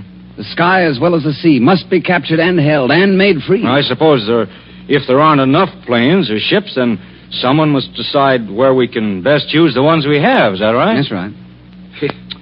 Must be a difficult decision sometimes. Oh, it's a series of difficult decisions. It means choosing to withdraw in one place so that you won't lose in another. Mm-hmm. It means letting men fight on unaided sometimes because you can't afford to send help. Because another position must be held, and you'd have to weaken it if that help was sent. Oh, you should hear the messages that come from all over the world. Yeah? Reporting progress, hoping for reinforcements, noting the arrival or loss of supplies. Memorial Nemo Tundra. Synchronized West Haven. Remark Sequoia Octagonal. 27th February, off Liberia. Liner Tripolitan reports shelled by small commerce raider. Escaped. 26th February, Galapagos Islands. Wreckage of Japanese bomber washed ashore on West Island. 27th, Iceland. 3 subs reported 10 miles east of Convoy 209. Routing Convoy Plan 14. Destroyers alert. 28, Key West. Enemy subs reported by fishermen passing Havana, west. Destroyer 550, notified. 28th, Pacific. Raid in Jalluit successful. 4 vessels, 5 large bombers destroyed. Harbor installations burned. Lost 3 planes, 3 men. 28, off East Coast. Sighted sub, sank same. Well, that's the way it is now. The men who fight on our side are in some places outnumbered and lacking ships. Well, tell me, Lieutenant, is it your intention to make things look grim for its effect on morale, or is that just the way it works out? Well, anybody who still thinks it's going to be a pushover should just do a little of the pushing and see for himself. No, it's going to be a hard, long battle, and there's no fooling about that. Well, we know the Navy can take it and dish it out. But how does the Navy feel about how the home front is taking it? Well, men on ships are too busy to worry about that. They're doing their job, and they're assuming everyone else is doing his. After a man's lived on a destroyer or a battle wagon or an aircraft carrier for a while, he can fight a battle along with the day's work. And traditions are strong in the Navy. Every sailor knows about John Paul Jones, and those who know their history remember what Captain Pearson testified at his court-martial for losing the Serapis to John Paul Jones in the Revolution. Long before the close of the action, gentlemen, it became clearly evident that the American ship was dominated by a command will of the most unalterable resolution. And there could be no doubt that the intention of a commander was, if he could not conquer, to sink alongside. And this desperate resolve of the American captain was fully shared and fiercely seconded by every one of his ship's company.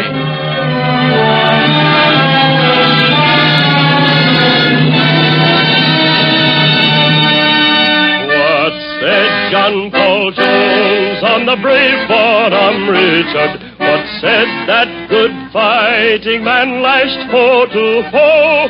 You bid me surrender, I've not yet begun to fight. And that was the Navy of long, long ago.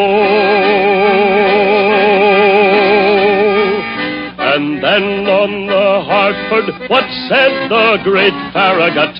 When death for his fleet swam he 'neath the flow, why damn the torpedoes, he ordered full speed ahead. And that was the Navy of long, long ago. What said That was the Navy of long ago, and it's also the Navy of today. Such slogans and the actions they represent have become a tradition as deeply ingrained as the love for ship and service. In the great battle for the earth, which is now in the making, the greatest battle of all time for the greatest stakes, for the earth and all that's in it, including our lives, the Navy's not going to give less than everything it has. I've watched our men night after night, day after day, going about their work. To them, it's mostly just work and not over-pleasant. They look forward to land as a child looks forward to holidays. In war, the sea is not exactly romantic to them. They've learned to live with it, somewhat as a tiger tamer lives with his tigers, but they don't trust it. Every time they make port, they consider it a battle won. But go about their business and work as callously as they may, they have a sense of importance to the world that gives a new sharpness to the eye, a new conviction to the spirit. They know that they are the men in the house of civilization. They defend that house. I hope you heard that, you boys out there. You boys on Blue Water. We know that we can depend on you, and we want you to know that you can depend on us. We had a lot of illusions about this war, but we're losing them fast. We thought we couldn't be attacked. We know now that if we once lost control of the seas, we couldn't hope to escape invasion. We thought we could win by merely helping our allies. We know now that we're at the middle of the quarrel, that we're enemy number one of the Axis and must fight it out with them, that we must outproduce and outthink and outguess and outshoot them on every sea. We know that our existence as a nation and as citizens depends on our doing our jobs at home as relentlessly, as tirelessly, as efficiently, as courageously as you do yours at sea. We know that we must face the production struggle with the same resolution which you show at your battle stations when the enemy line looms up over the horizon. And we pledge you, men of the Navy, your nation will not let you down.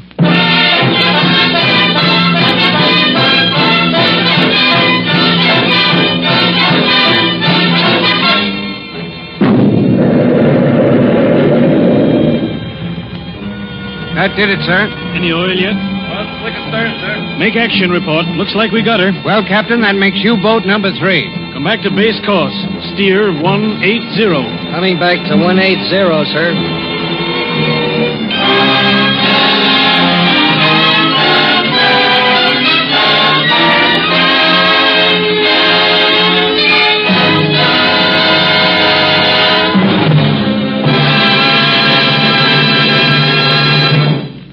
You have been listening to Your Navy. Tonight, the principal players were Frederick March and Lieutenant Douglas Fairbanks, Jr., United States Navy. The original musical score was composed by Kurt Weill and conducted by Don Voorhees. The program was written by Maxwell Anderson and directed by Norman Corwin. Next week, the 4 major networks again unite the resources of American radio for another war program, Your Army, written by Stephen Vincent Benet and starring Tyrone Power. This is war.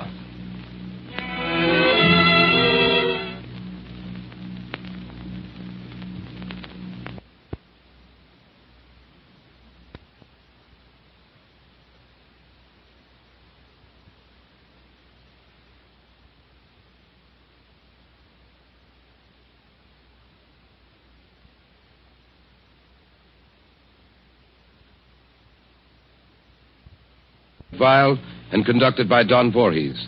The program was written by Maxwell Anderson and directed by Norman Corwin. Next week, the 4 major networks again unite the resources of American radio for another war program, Your Army, written by Stephen Vincent Benet and starring Tyrone Power. This is war.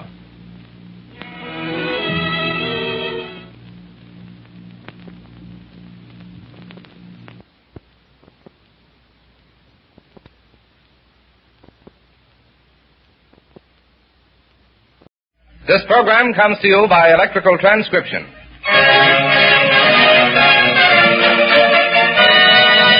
The Treasury Star Parade.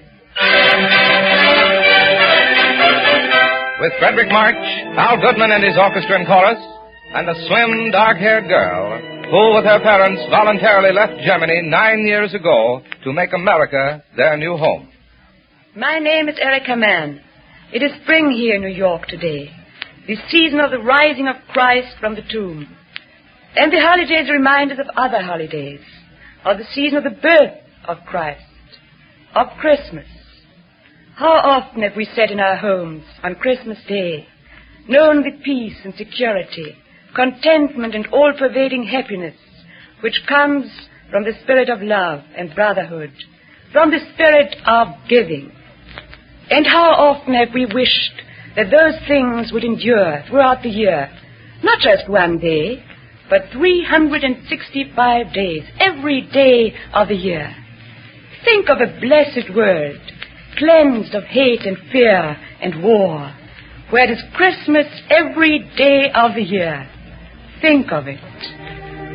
It is with this thought in mind that we bring you a letter from the great German novelist Thomas Mann to the German people on Christmas Day, 1940.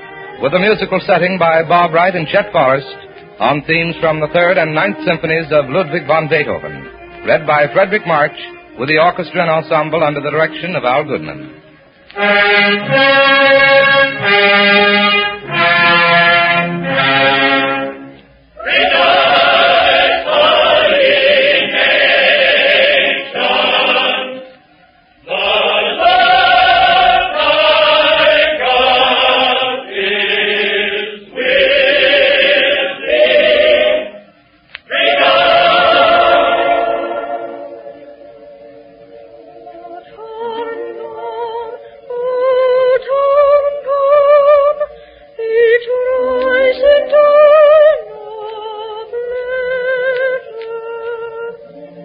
German people, the Christmas feast comes round once more.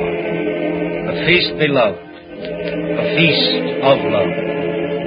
To you, the dearest feast of all, full of light and fragrance and sweet childhood dreams.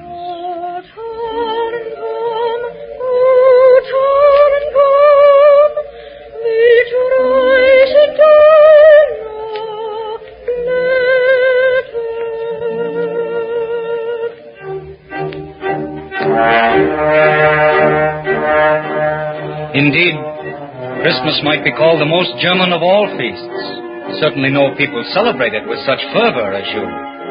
That may be because its profounder religious, cosmic meaning symbolizes the beginnings and mirrors the development of your civilization as a people. In the primitive pagan time, it was the feast of the winter solstice, the rebirth of light out of wintry darkness, and the breaking of a new world dawn.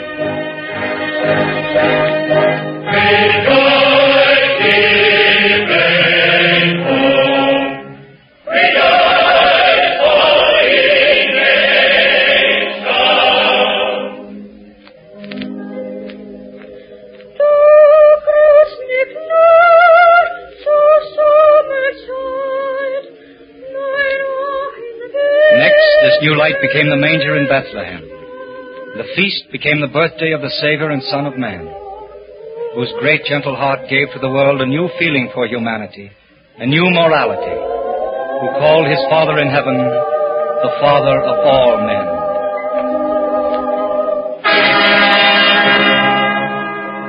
So now once more you prepare for the Christian, the Germanic feast. For the second time, in this war which your present leaders have foisted upon you and the world.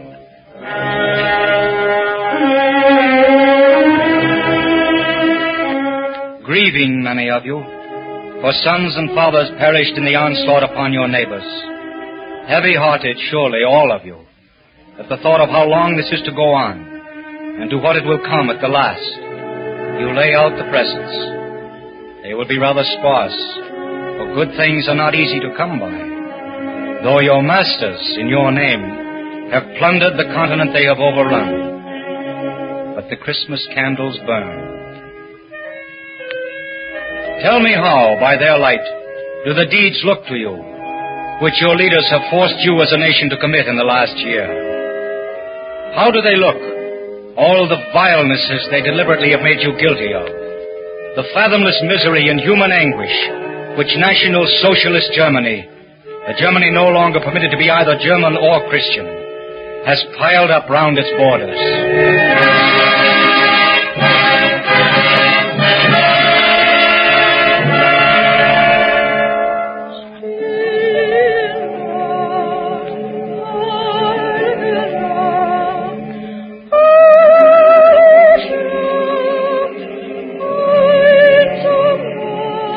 Tell me, how do these deeds harmonize with the beautiful old hymns you are singing with your children?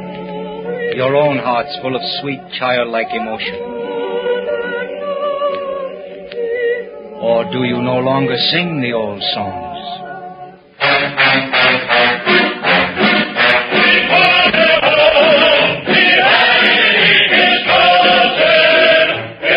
Instead of Holy Night, have they ordered you to sing a bloodthirsty party hymn of hate? A hodgepodge of street songs and cheap tabloid propaganda that take an obscure good-for-nothing and make out of him a mythical hero? I doubt not you will obey, for your submissiveness is boundless, and grows, let me tell you, every day harder to forgive.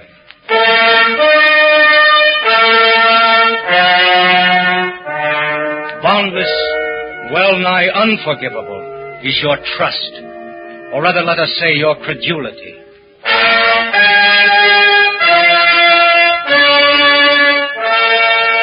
You believe a miserable forger of history, a counterfeit conqueror, when he tells you that through him and through you, a world shall dawn where all those values will have perished that make not only a Christian, but quite simply a human being. I mean justice, freedom, and truth.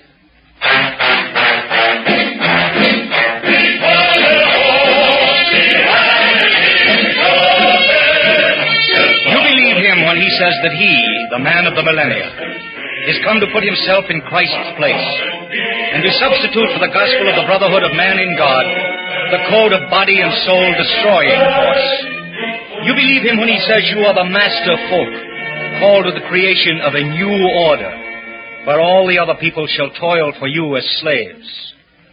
And as slaves of his unholy fanaticism, you go fighting on, berserker-like, for this hideous new order, for a future world wherein to celebrate the feast of peace and love, would be a far worse blasphemy even than it is today.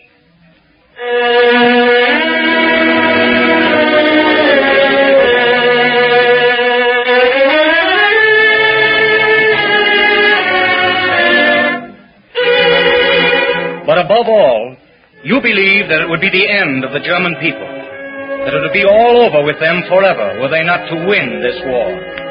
In other words, if they were not to follow a criminal madman through thick and thin and to the uttermost end, an end which will not, I should say, be much like a triumph.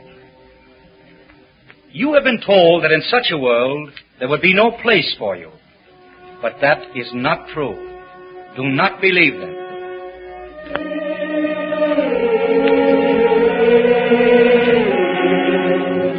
For in our, not the National Socialist New Order, of justice and the common weal, of responsible freedom and free responsibility for all, a new order for which a socially regenerate England fights and with her a richly resourceful world, you will find your proper place. That place in the sun which no one can attain by shrouding the world in terroristic darkness. In this new order, opportunities for self-realization, for the satisfaction of your deepest needs, will be open to you. Quite different from those in the world of slaves, for your role would be that of chief slave. The satisfaction, for instance, of a very German need, the need to be loved.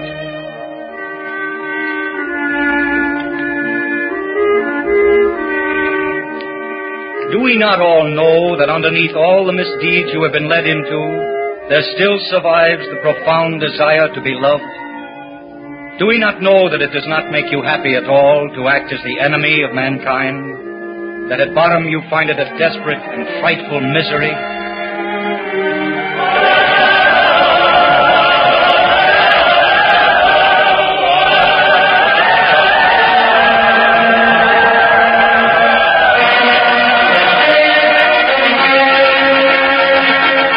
Germans, save yourselves.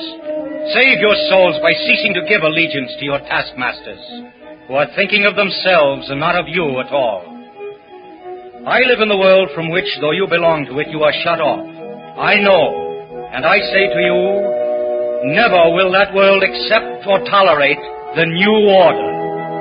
The subhuman terrorist utopia for the sake of which your leaders are driving you to starve and die. Never will the great Christian peoples of the world suffer it that peace, when it comes, and it is longed for by you too, shall be celebrated upon the grave of freedom and human dignity.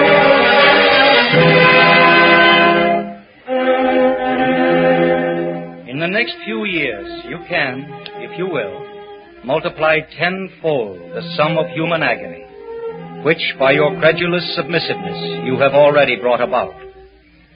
But in the fullness of time, the measure will be the measure of your own agony. And how, at the end of all the madness, things will be in Germany, of that one cannot bear to think.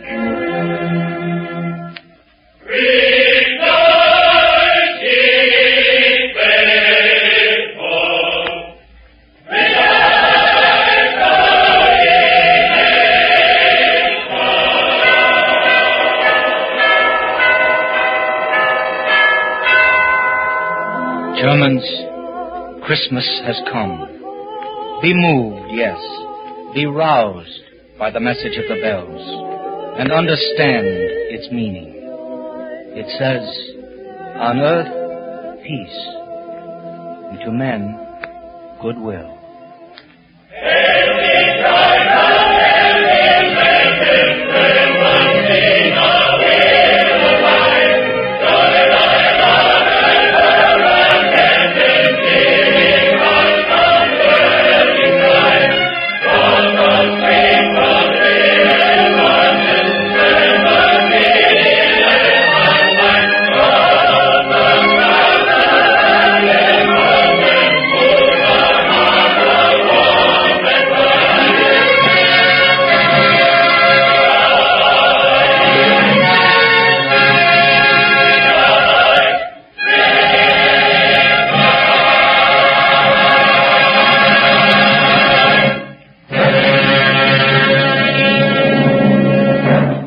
Such was the message to the German people, written Christmas 1940 by Germany's greatest novelist, Thomas Mann, now in exile.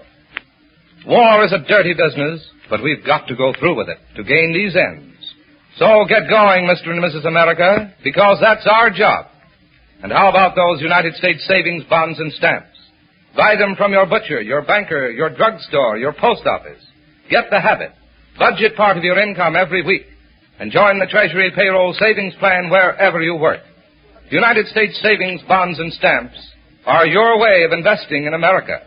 And remember, war is never cheap, but it's 1,000,000 times cheaper to win than to lose.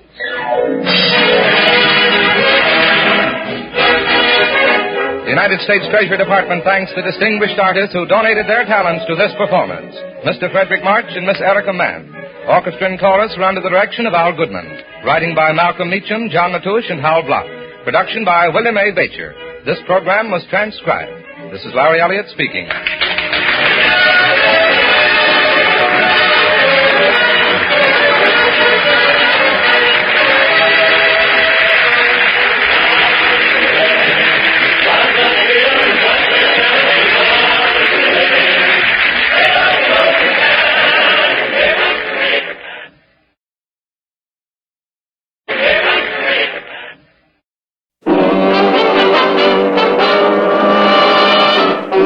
The Coca-Cola Company puts the spotlight on the band.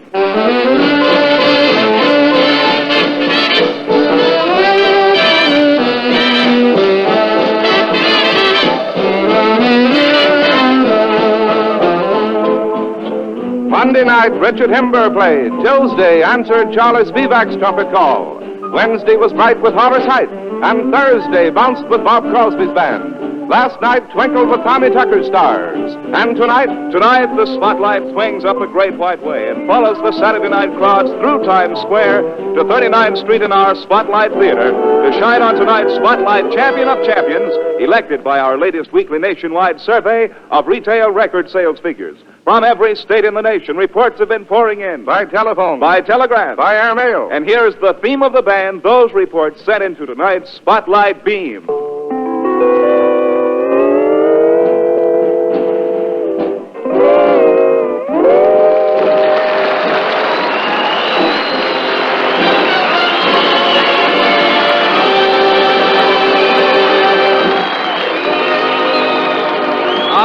There's no missing that theme, for it's the official trailblazer to our Spotlight's Golden Glory Ray, for the master of the electric guitar, Alvino Ray. Thank you, Gil, and greetings, everybody. We know that this evening you're keeping a blind date with us because, after all, the name of the Saturday Night Spotlight Band is always a mystery. We hope you're glad you came, and we're certainly glad that we did. Nothing to worry about there, Mr. Ray. We know, too, that our audience and your band will make a peach of a pair. And now, folks, it's dancing time for you and playing time for Alvino's grand band. All to the tune of Hindustan.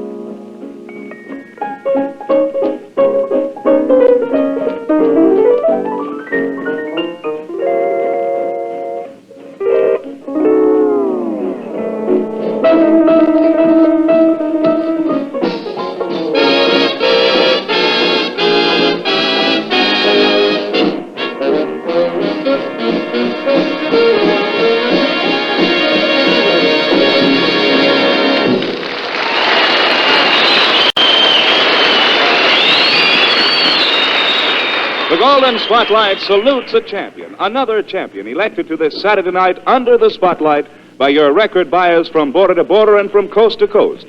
For every time one of you stepped up to the music store counter to buy your copy of Alvino Rey's championship record, it was a step toward this half hour for his band, and a step toward the award that is made to each band elected Spotlight Champion of Champions by our latest weekly nationwide survey of retail record sales figures.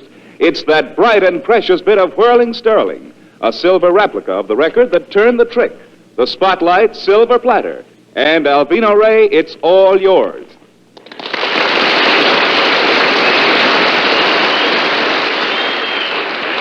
Well, thank you, Gil. And while we're doing our thanking, we want to include the Coca-Cola Company and all the folks who helped make this possible. This is our first silver platter, and we're going to do our best to make sure it isn't our last. We're going to keep trying to please you with new records, new arrangements. Yes, and old friends like the King Sisters, who will be right along now to sing for us. Here's their newest recorded feature, When the Roses Bloom Again.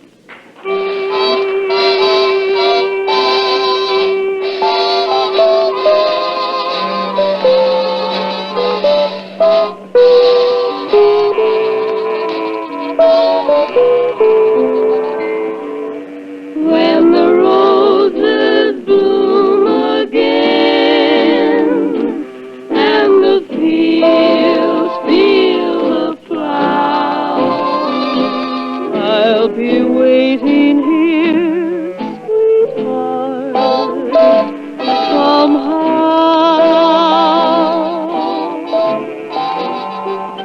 When the birds take back the sky and the night smiles above, we'll be free again to live and love.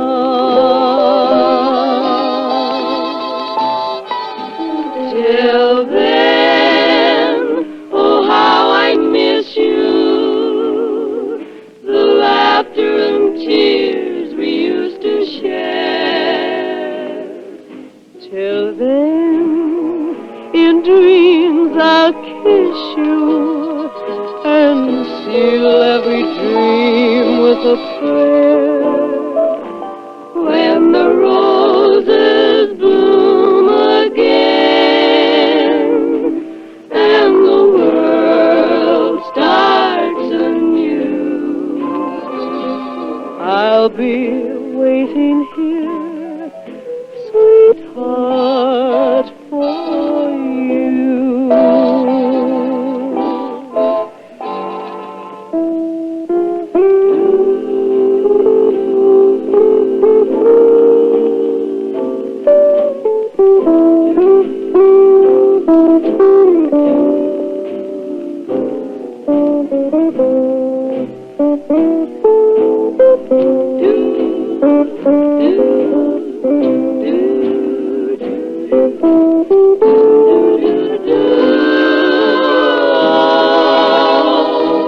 Oh, how I miss you,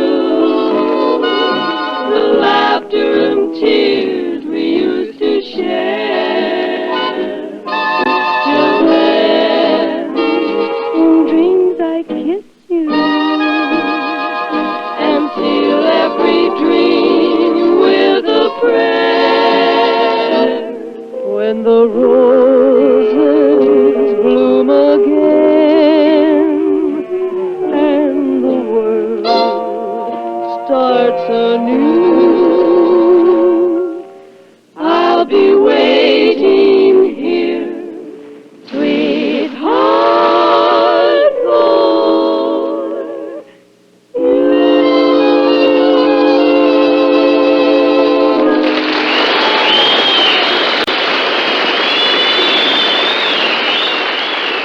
Well, sir, over at the Paramount Theater here in New York, tonight's Spotlight Band Champion of Champions is really keeping the ushers a-hopping. For when they're not busy showing the record crowds to their seats, they're jumping up and down to the tune of such typical Alvino Rey renditions as the one we're about to turn loose on your radio. Vivacious Vonnie King plays Catch as Catch Can with a lyric of Cash for Your Trash.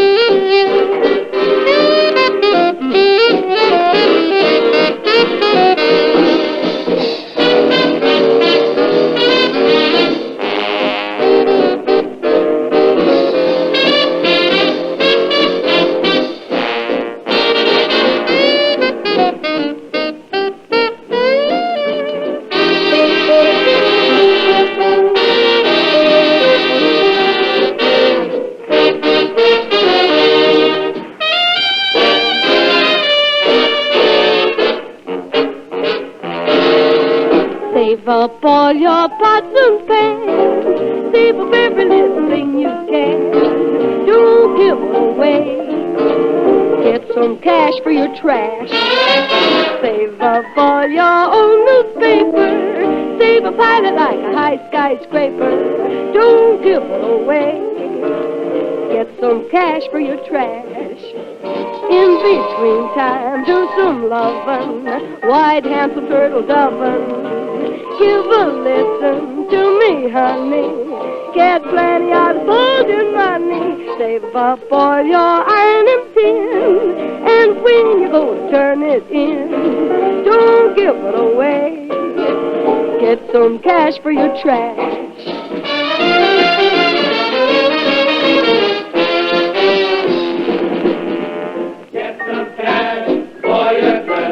Give it to your Uncle Sam. Get some cash for your trash. Give it to your Uncle Sam. Save your paper. Yes, yes. Pile 'em up high. Yes, yes. Don't throw 'em away. No, no. Give 'em to your Uncle Sam. Yeah!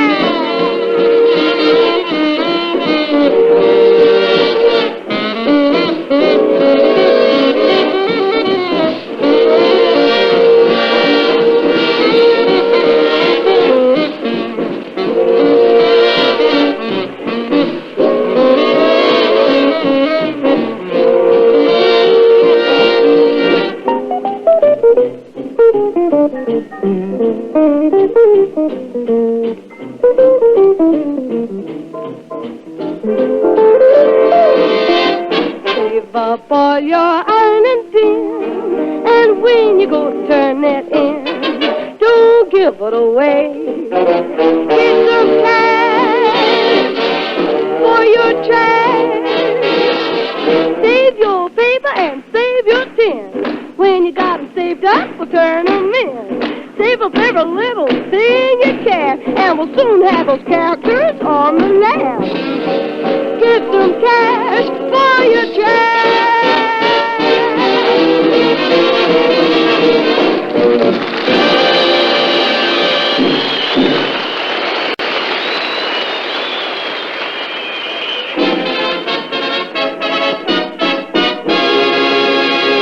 The spotlight points with pride, and tonight our brilliant beacon shimmers skyward to bathe in the golden glow of glory those favorite sons of Uncle Sam, those men who march in the smallest, though the oldest major branch of our American fighting forces, the Devil Dogs, the United States Marines, those hard-hitting fighters of our nation's foe who, time after time, bite off more than they can chew and then proceed to chew it. And theirs are the chapters in American history, those chapters that are written in hard-spilled blood on hard-gained ground, all for their love of country. Their motto, Semper Fidelis, always faithful. Faithful to their principles of live hard, fight hard, die hard. But this above all, live and fight and die for the Stars and Stripes, that they may wave forever. And when that time has come, when our nation has had to let others know that we would fight, if to fight was right, then time after time it's the Marines who've been the chip on Uncle Sam's broad shoulder, a chip not easily knocked off. For their record stands as an everlasting tribute to their fighting might, their spirit, and their heart. So the spotlight points with pride, and we'll sing their praises loud as the United States Marines here tonight join with our Spotlight Band in presenting their song.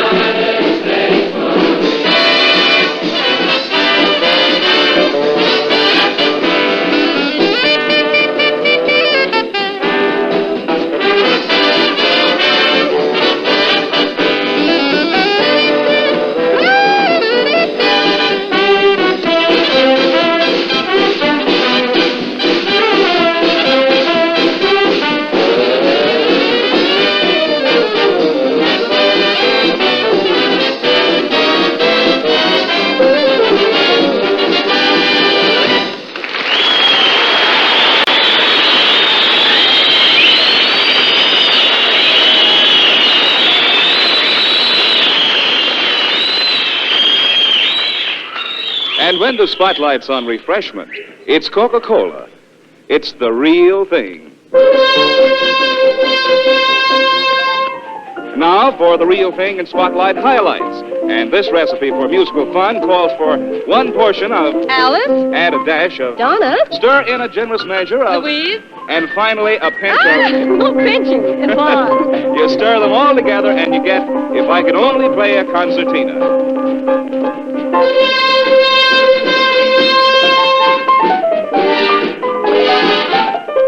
If I could only play a concertina, I'd serenade the lady I adore. She'd say with eyes so dreamy, come up and see me, senor. If I could only play a concertina, I'd really woo her like a troubadour. Sweet music in my arms I'd carry, and if we should ever marry, only my little concertina could come between her and me. If I could only play a concertina, I'd serenade the lady I adore. She'd say with eyes so dreamy, come up and see me, senor. If I could only play a concertina, I'd really woo-woo her like a troubadour. Sweet music in my arms I'd carry, and if we should ever marry, only my little concertina, Tina, could come between her and me. Come on and play the concertina.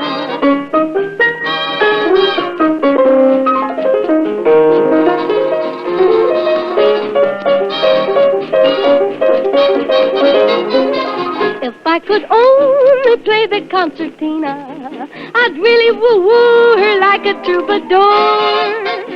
Sweet music in my arms I'd carry, and if we should ever marry, only my teeny concertina could come between my baby and me. If I only play a concertina, Tina, Tina, Tina, Tina, concertina.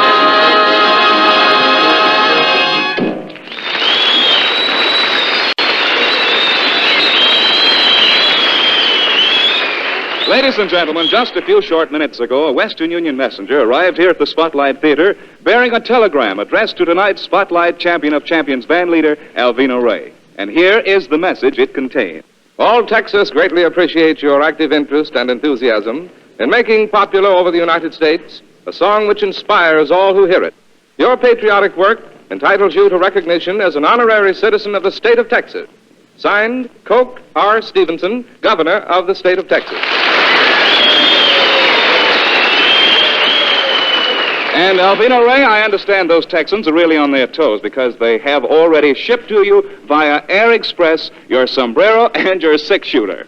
Well, I hope that the boys in the band are on their toes, because right now, just by way of saying thanks to Governor Stevenson and the whole state of Texas for this great honor, I think we should play a special tune just for them. So, fellas, get out number 186 in the book. And looking over Alvino's shoulder, I see that a literal translation of number 186 in the book is really nothing more or less than On the Alamo.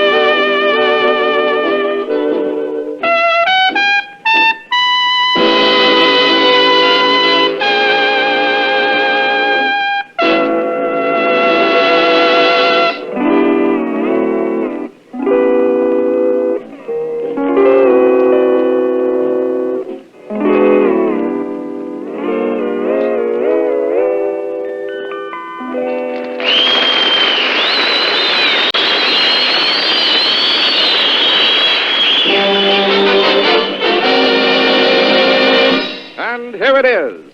You can turn your radios up and settle down to listen to the arrangement that appears on Alvina Ray's Spotlight Silver Platter winning record. Yes, sirree, the record that rang up a Spotlight name for itself on the cash registers of record-selling agencies throughout the country to top our latest weekly 48-state survey of retail record sales figures. The record that not only won Alvina Ray tonight's Spotlight Silver Platter and an appointment as an honorary citizen of Texas, but also wins him our regular Saturday night coast-to-coast toast. Here's Coca-Cola caps off, and everybody hats off to Alvino Ray, his band. Yes, that's right, deep in the heart of Texas.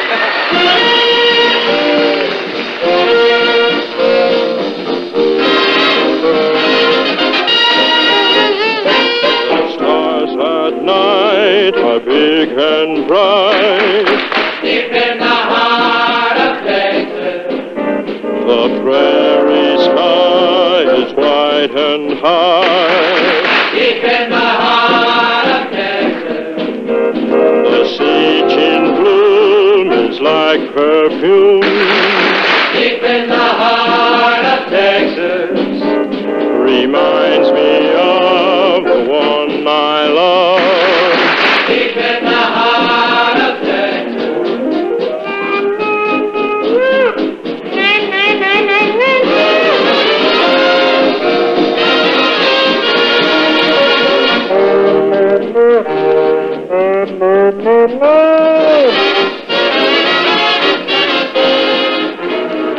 Coyotes wail along the trail. Deep in the heart of Texas. The rabbits rush around the brush.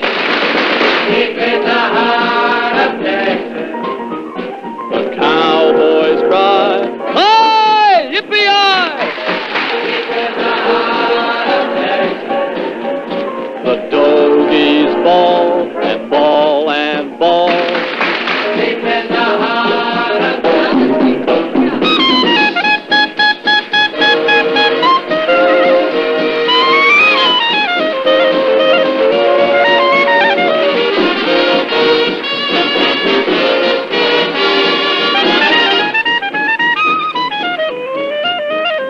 The sage in bloom is like perfume. Deep in the heart of Texas. Reminds me of the one I love. Deep in the heart of Texas. Deep in the heart of Texas.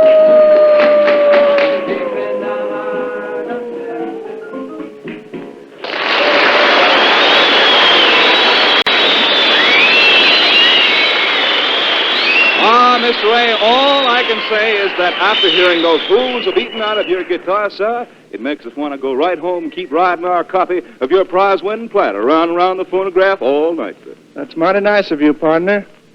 After the nice way all of you folks have treated us here tonight, we'd like to go right out over to the recording studio and make a record that says, thank you, thank you, thank you, thank you, over and over again.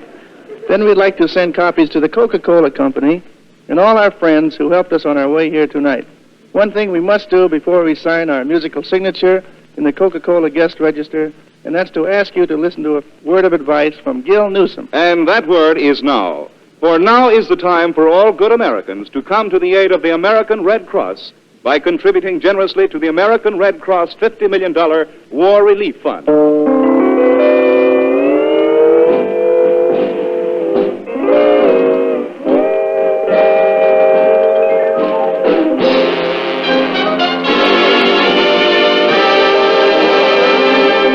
Monday night, the Spotlight's on Benny Goodman, and Tuesday you'll hear Guy Lombardo. Wednesday night, it's Henry King, and Thursday, Woody Herman plays. Friday, listen for Raymond Scott. And Saturday, for another full half hour, starring the band elected Spotlight Champion of Champions by our latest weekly nationwide survey of retail record sales figures. And tomorrow, on another network, the Coca-Cola Company presents Andre Kostelanetz and his orchestra, Albert Spaulding, the eminent American violinist, and radio's top-flight popular singing star, Dinah Shore. Consult your local newspaper for time and details. And remember, whoever you are, whatever you do, wherever you may be, when you think of refreshment, think of Coca-Cola. For ice-cold Coca-Cola makes any pause the pause that refreshes.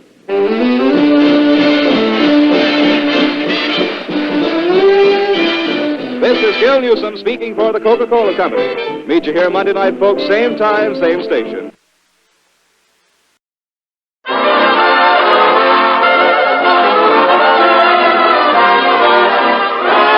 Here's Jill and the GI Jive. Hi, fellas. This is GI Jill with GI Jive, coming straight at you with 15 minutes of rhythm that moves right along, right in the direction of APOs and FPOs all over the place. Today's lineup is something like this. A starter by Benny, a sweet one from Bing, a Tommy Dorsey special, and a bit of stuff from old Professor Lunsford. That should do it, so let's do it as Benny Goodman takes to the tables with changes.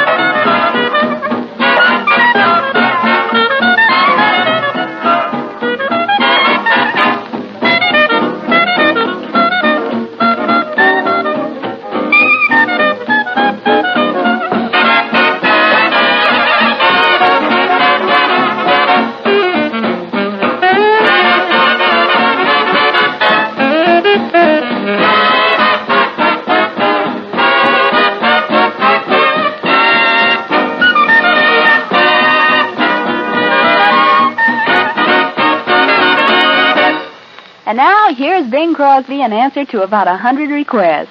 Stand by for I'll Be Seeing You. I'll be seeing you in all the old familiar places that this heart of mine embraces all day through. In that small cafe, the park across the way, the children's carousel, the chestnut trees, the wishing well, I'll be seeing you in every lovely summer's day, in everything that's light and gay. I'll always think of you that way. I'll find you in the morning sun, and when the night is new, I'll be looking at the moon, but I'll be seeing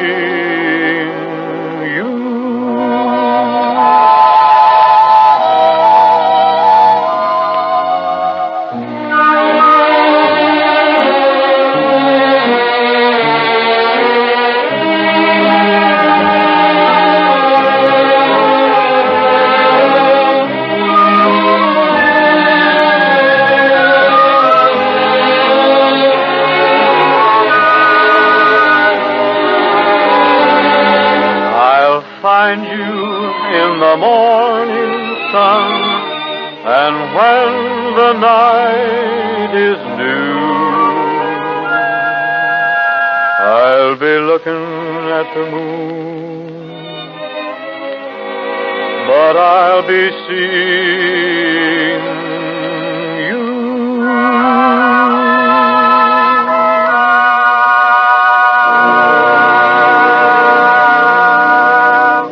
This is GI Jive, fellas, the show you bump into now and then with the best in records as per your request. Now, a hello to Woodrow Smith at APO 980. Woody and yours truly have something in common. We both think Tommy Dorsey's record of For You is a great record. Funny thing about it, it never sold a lot of copies, never seemed to be too popular. Yet, when you give it a listen, I have a hunch you'll agree with me and with Woody that it's one of TD's best. Really, I'd like to know what you think of it. Settle back, because it takes 4 minutes and 35 seconds to play it. Here it is, Tommy Dorsey's For You.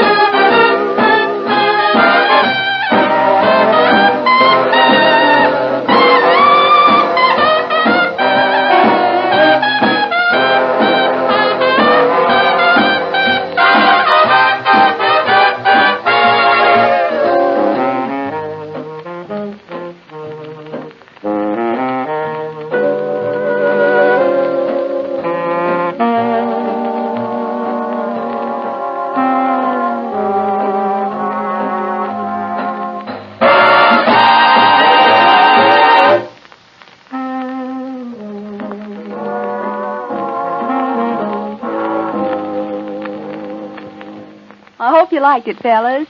And, say, while it was playing, I discovered that I made a mistake. Woody didn't request that at all.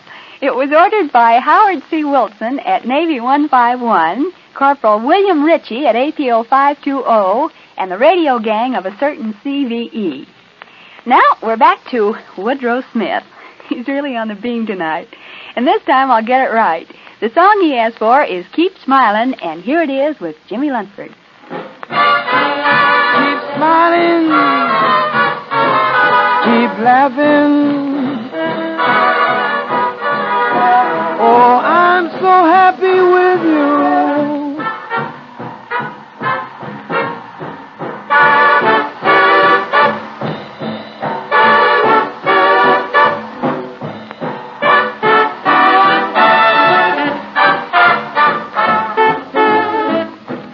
Let's keep smiling. Let's keep laughing. Let's be happy. Ho, ho, ho, ha. Let's keep smiling. Let's keep laughing. Let's be happy. Ho, ho, ho, ho, ha.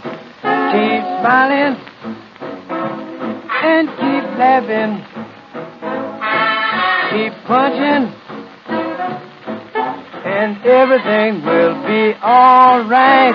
Let's keep smiling. Let's keep laughing. Let's be happy. Ho, ho, ho, ho, ha.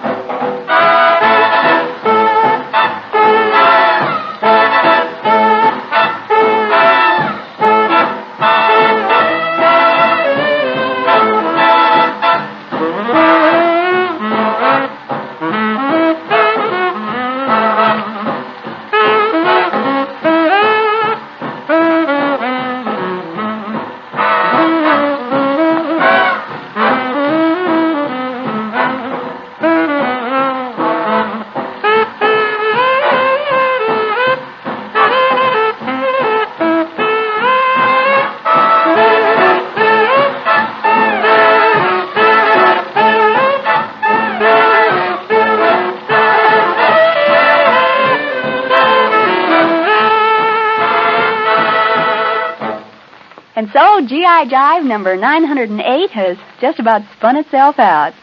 There'll be more of the same tomorrow, about the same time, so be around if you can, huh? And don't forget those letters. Yep, the same address. Jill, care of GI Jive, Armed Forces Radio, Los Angeles, USA. Till tomorrow, then, this is Jill saying good morning to some of you, good afternoon to some more of you, and to the rest of you, good night.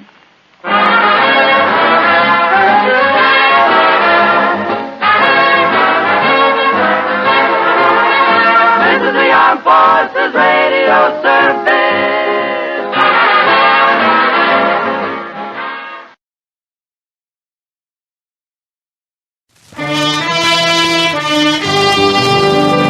At ease, and listen to the folk songs of tomorrow.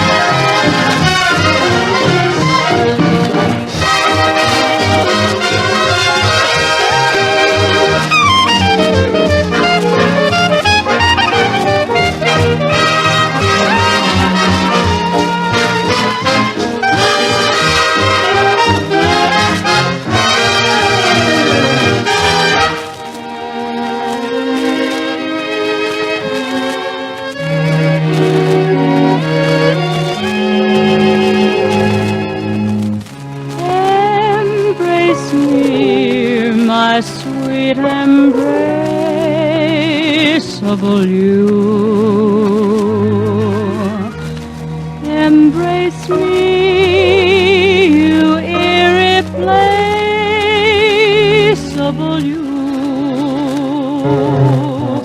Just one look at you, my heart grows tipsy in me. You and you alone bring out the gypsy in me. I love all the many charms about you. Above all, I want my arms about you.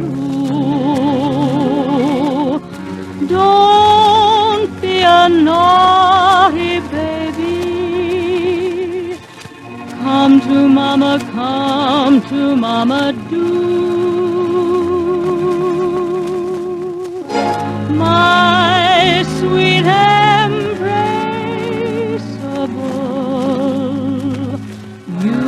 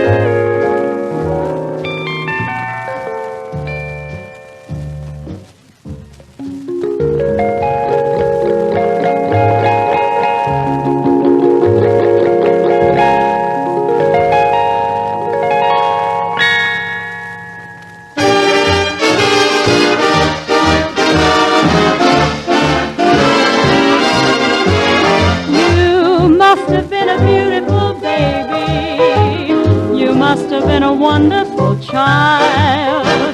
When you were only starting to go to kindergarten, I'll bet you drove the little girls wild.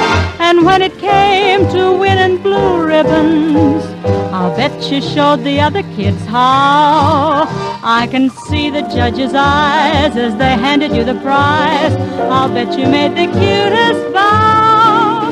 Oh, you must have been a beautiful baby, 'cause baby, look at you now.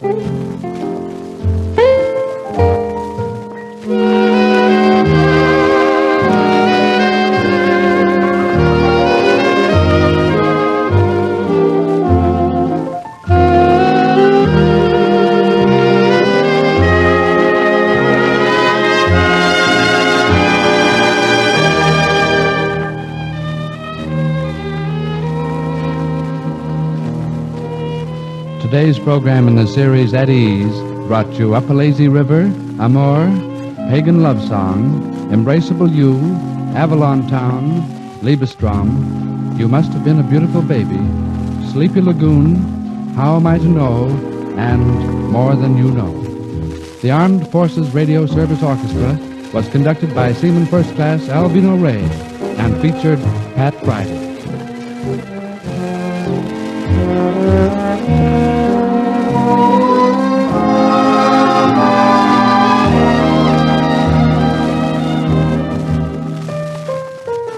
This is the Armed Forces Radio Service.